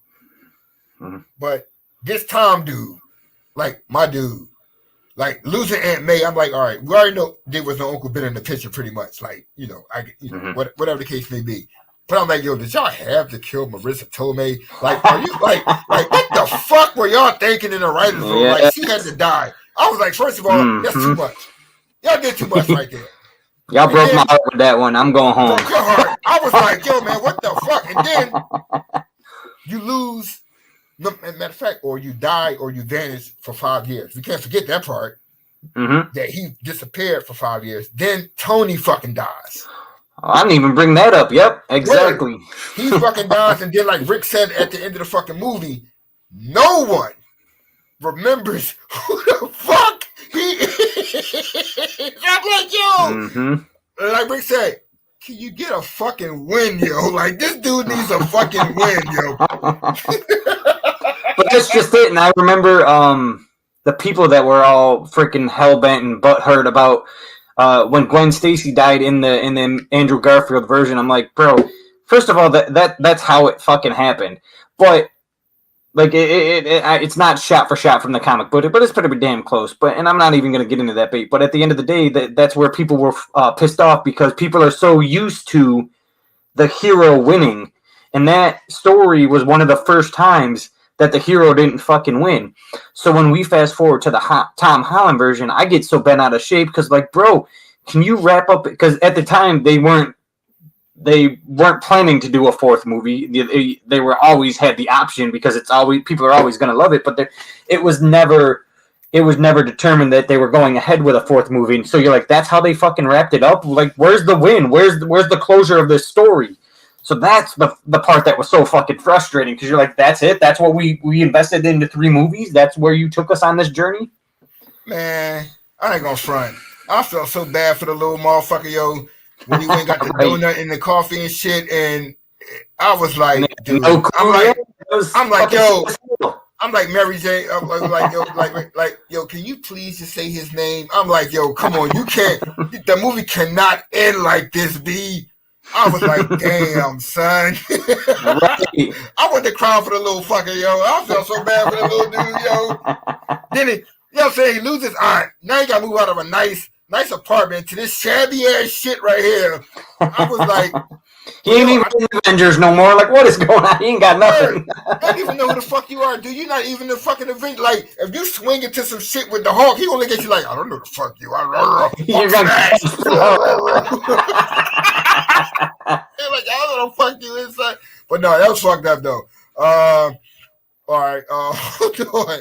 Ooh, this is for Rick for real. Oh shit! I spelled that wrong. Oh fuck! Damn, sorry y'all. That's all good. We know what you meant. The Fresh Prince, facts or bullshit?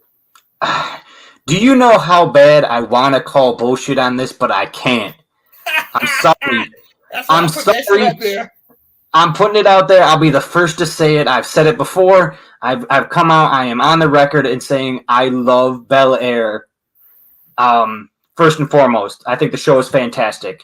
I love the original. I am not taking anything away from the original. But the reason I think Bel Air is better than the Fresh Prince, despite the nostalgia, despite their love for the original show, every single character on that show, I'm invested in their fucking storyline.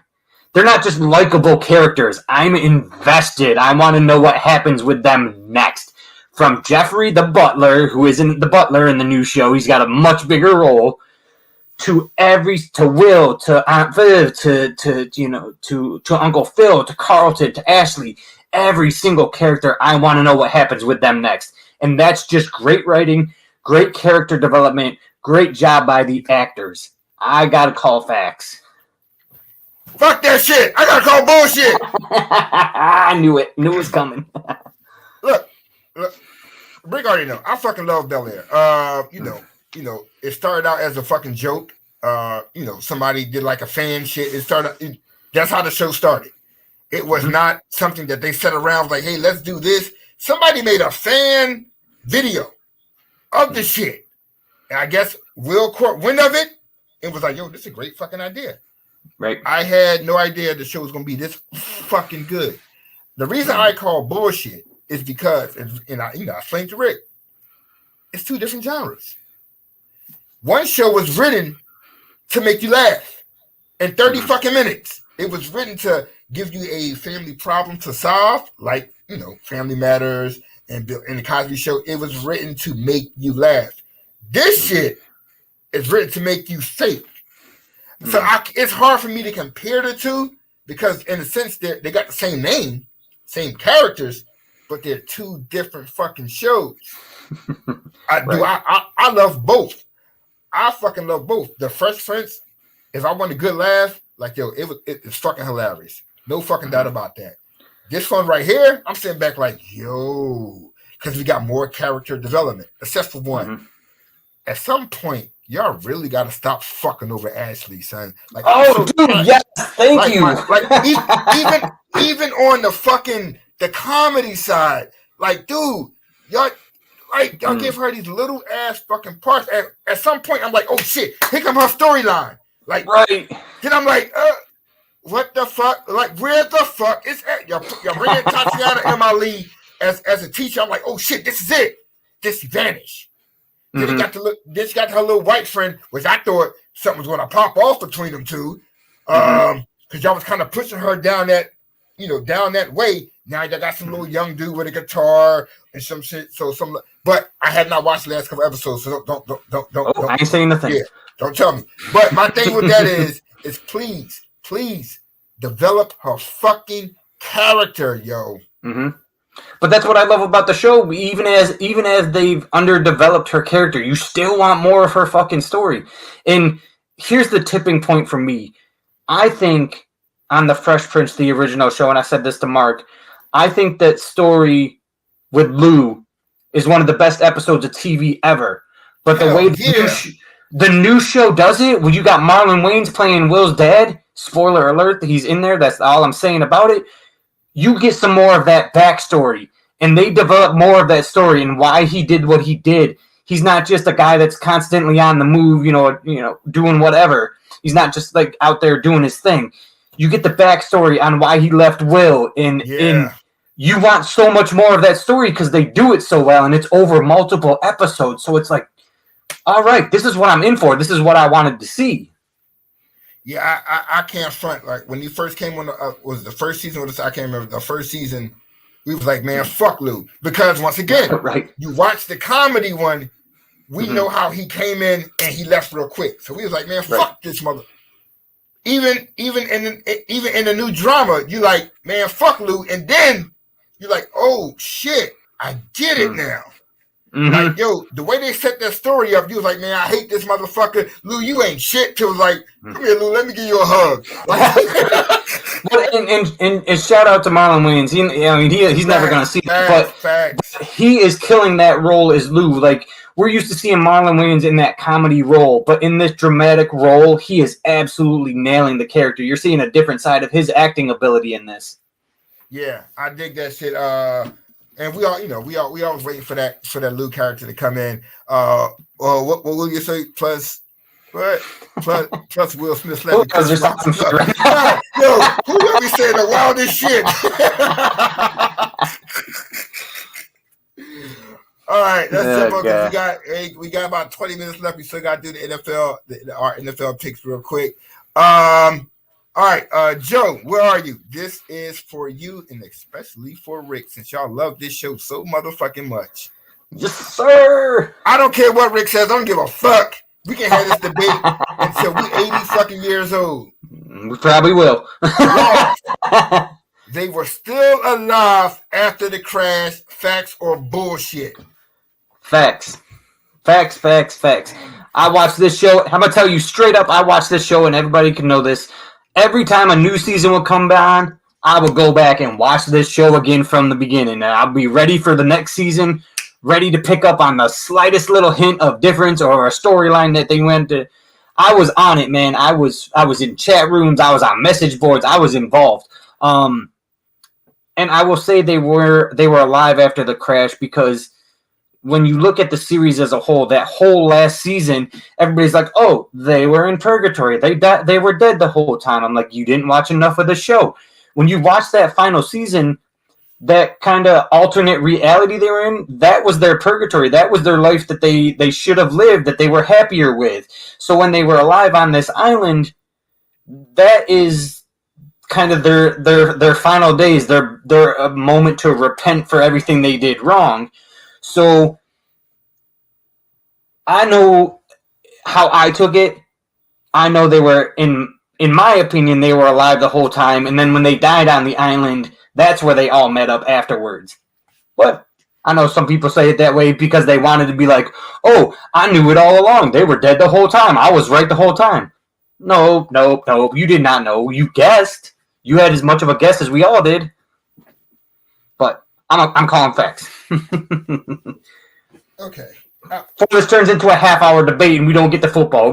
I know. That's why I'm sitting here like, all right, what can I say that's real short and shit?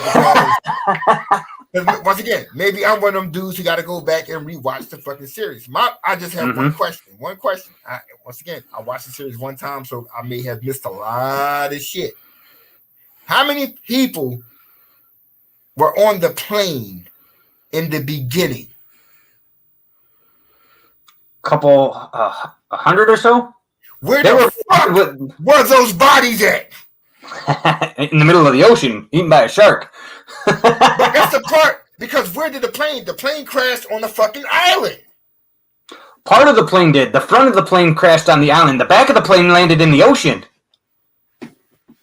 So the people on the front, remember, it was split up in the beginning. The people on the front are the ones that survived. The rest of the plane, them motherfuckers, they in the ocean. Sort of. So if you go back and watch the show, some of them survived on the front of the plane, and then there were the others that were on that island that they thought were the other survivors. But then when you get further into the story, they did one episode that touched on it, and then it all circled back around like that. The back half of the plane, there were actually people that survived there too. So it got a very convoluted story, but some of these people survived. More of the people in the front of the plane survived than the back. But I will say, if you want to get a different perspective of it, go back. You saw the article I wrote, read that, and then watch that from jump and try to see what they set up all along. Because I saw this story different from a lot of people, because like I said, I went back and watched it, and like there's still times when we still have this debate. And the more I talk about it, the more I'm like, yeah, this is what they were going for. When it comes down to it, at the end of the day, I'm going to keep this brief because we're running out of time. But, like, the show was never supposed to go. It was always supposed to be like a one-and-done season. So, really? Yeah, season 1, season 6, they were the book end of the story, and everything else in between was how they developed the story and how they were going to wrap it up in the end. They only wanted to do a few seasons, and then, like, they finally agreed with ABC, hey, look, we'll do it this amount of series, or we'll do this amount of seasons if we can end it our way. And they did. So when you go back and you watch the start of the show and the end of the show, they're very similar. And then you see the story along the way, put it all together.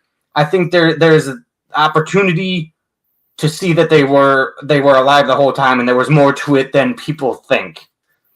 I think that's why people thought they were dead the whole time, because the start of it and the end of it were so similar.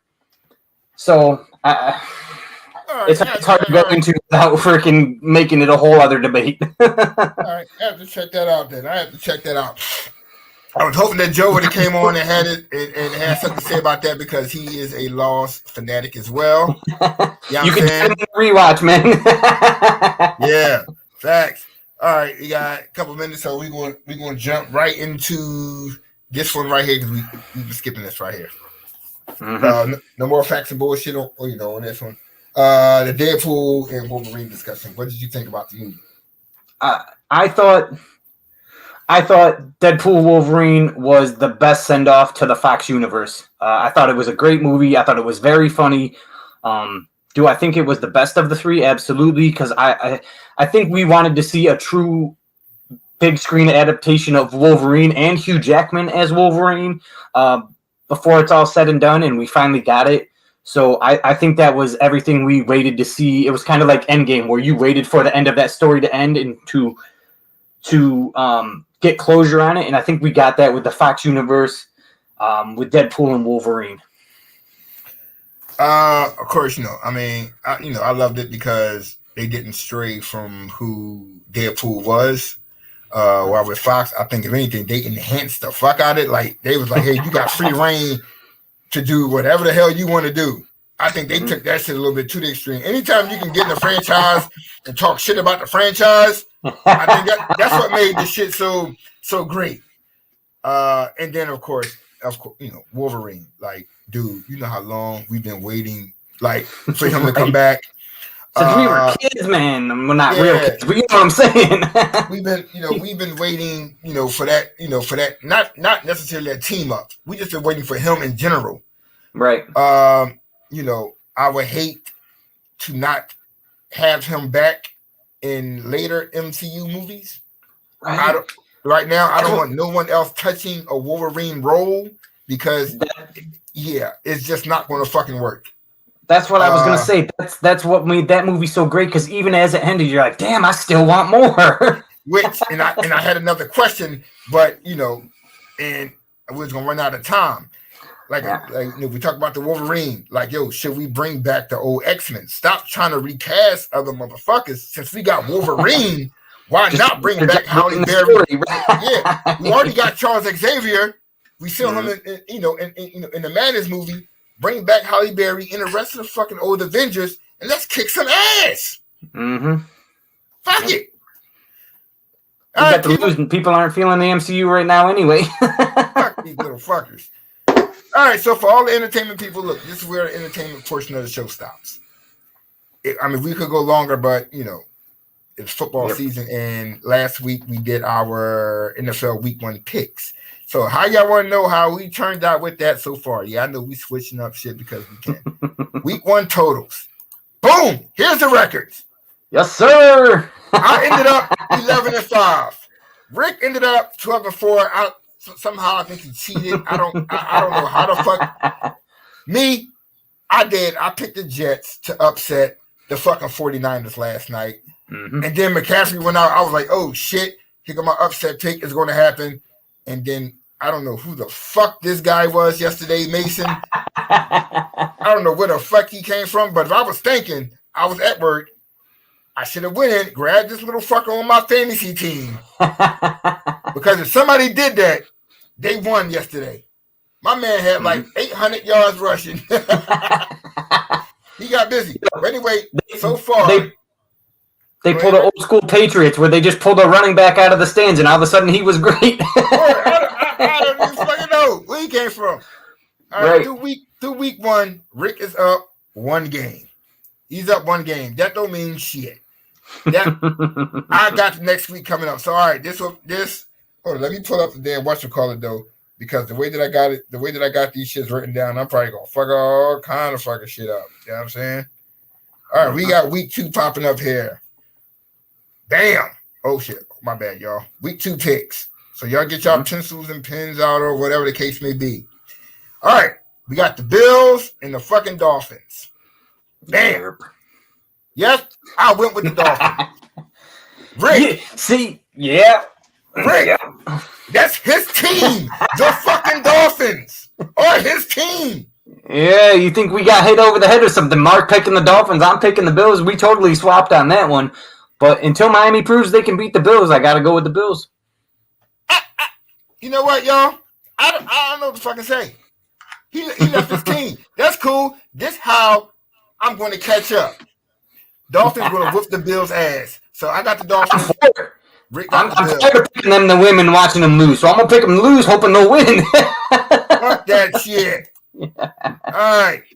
Mm-hmm. Next up, we got the Ravens and the Raiders. I don't know why they even playing this motherfucking game. They should just forfeit and shit. Like, let's keep it a buck.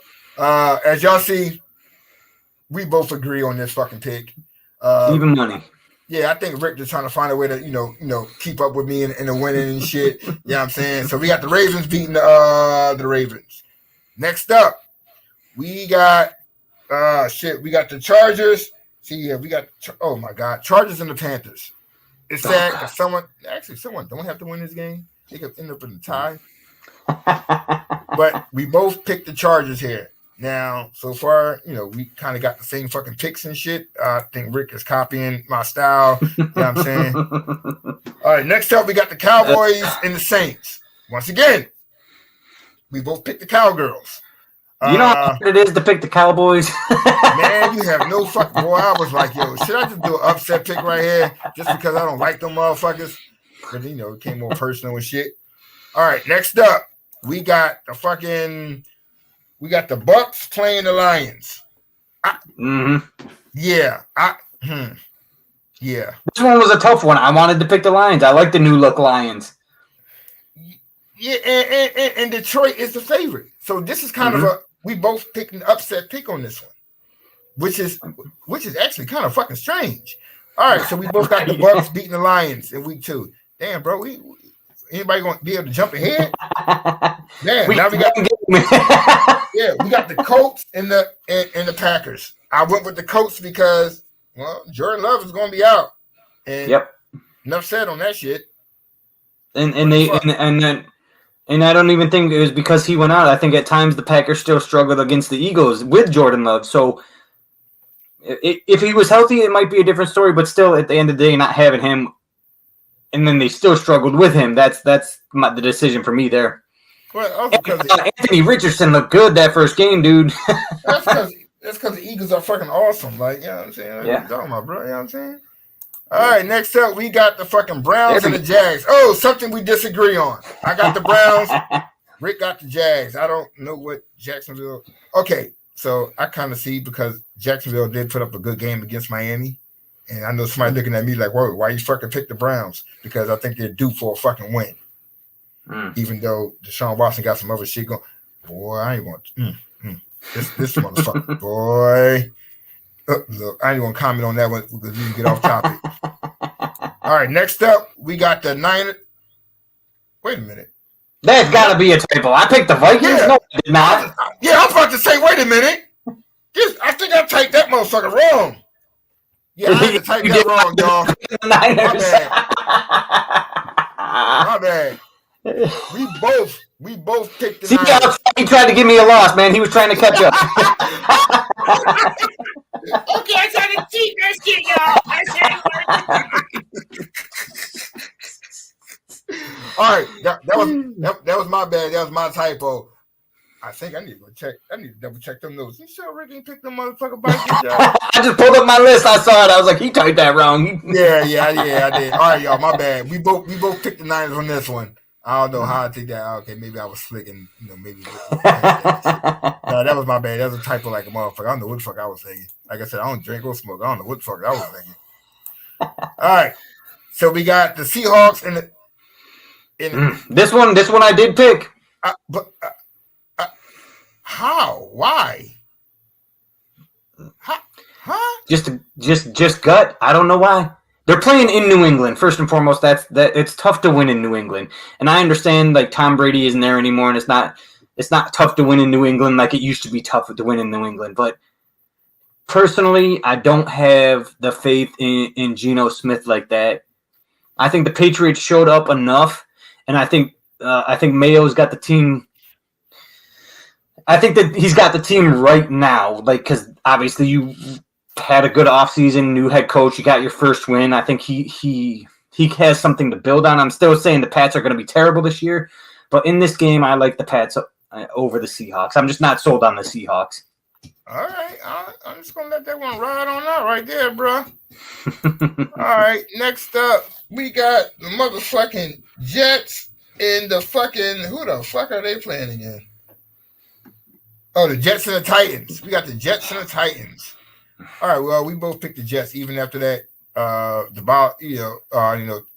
straight book. Look, Aaron Rodgers is gonna figure it out. So we're just, we're gonna move on for that. Plus, Will Levis threw the ugliest interception in the history of football, right there. Not even that. My man went on the ground like, "Oh my god!" I'm like, "Damn, dude, you're not gonna try to tackle the motherfucker and shit?" Like training in the middle of a football game, that shit ain't gonna help. But what the fuck? All right, yeah. This is another one that shocked the shit out of me. The Commanders and the Giants. I don't know what's up with Rick and these motherfucking Giants and shit. He has no love for the fucking Commanders, yo. None whatsoever. Matter of fact, I think he had them ranked as the worst team in the NFL during our power rank. Rick has no love for the fucking Joe. You hear this shit? He has no love for your team at all. I don't know what the fuck it is. But Rick got the Giants beating the Commanders. Yes, sir. I stand by it. I don't have an explanation. I think the Giants may or may not do okay. I don't know. I got nothing. I just picked the Giants. That was my gut instinct pick. This is when I catch up to him, y'all. I'm sorry. All right, next up.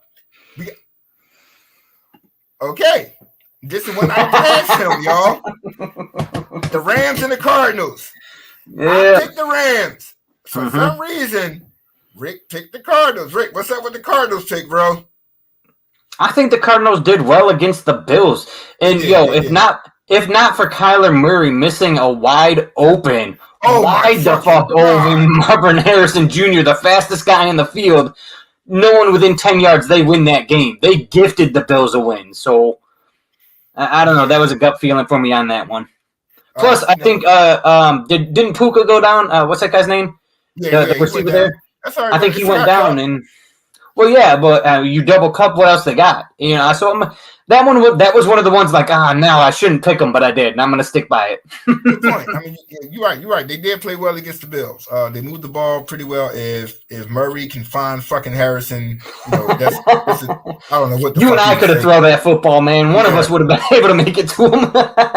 And I had dude on my fantasy team. He had one catch for 4 yards. I'm like, dude, I'm about to fuck Kyler Murray up, son. Like, dude, look, that's all right. All right, next up we got we got the Broncos and the Steelers. Yeah, got a lot of different picks this week. We're much different. Yeah, I'm going Broncos. Rick going Steelers, even though they playing Justin Fields. Yeah. All right, so this is where I'm going to just pass Rick and shit because I don't think Steelers going to beat that defense. That's tough because at the end of the day, I know Mike Tomlin just finds a way to win. He just finds a way to get a winning record. You know what I mean? So I'm not sold on the Broncos right now either. So that one is another tough one where I'm like, you know what?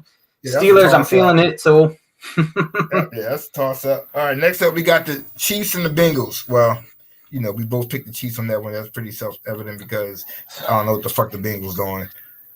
Hey, if they would have shown up the week before in week one, this game might have looked a little bit different. I might have considered the Bengals. It still would have been a tough call, but dude, they just look so bad in week one. Yeah, that shit was just fucking awful. Assholes fucking up my damn shit.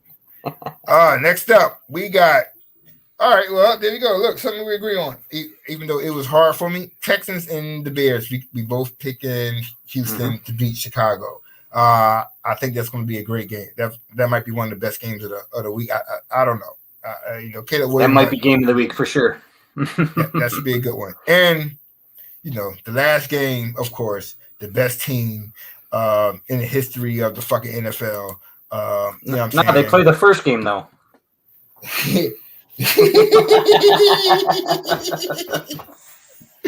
Yeah. We got the Philadelphia Eagles versus the fucking I don't even care who the Atlanta Falcons. I'm kind of big on the Falcons. It's going to take Kurt a minute to get shit. Once again, it was week one. To see these trolls on social media. Oh my God, my team sucks. Or dude, the majority of these players have not played in months. Practice is practice. They have not played in the preseason. The first 2 weeks, to me, you're just knocking off the rust. I would say even up until the third and fourth week, dude. New players, getting back into a rhythm. The first 3 weeks of the NFL season, if you win, cool. But that don't matter. It does, but it doesn't. you just really not. So somebody like Aaron Rodgers and Kirk Cousins had major injuries. They're just. You know what I'm saying? They're just getting their shit. And no matter how you put it, they're still playing with new teammates because Rodgers only played, a half a snap and shit? Oh, he played for a full snap. He snapped his Achilles over there. But yeah.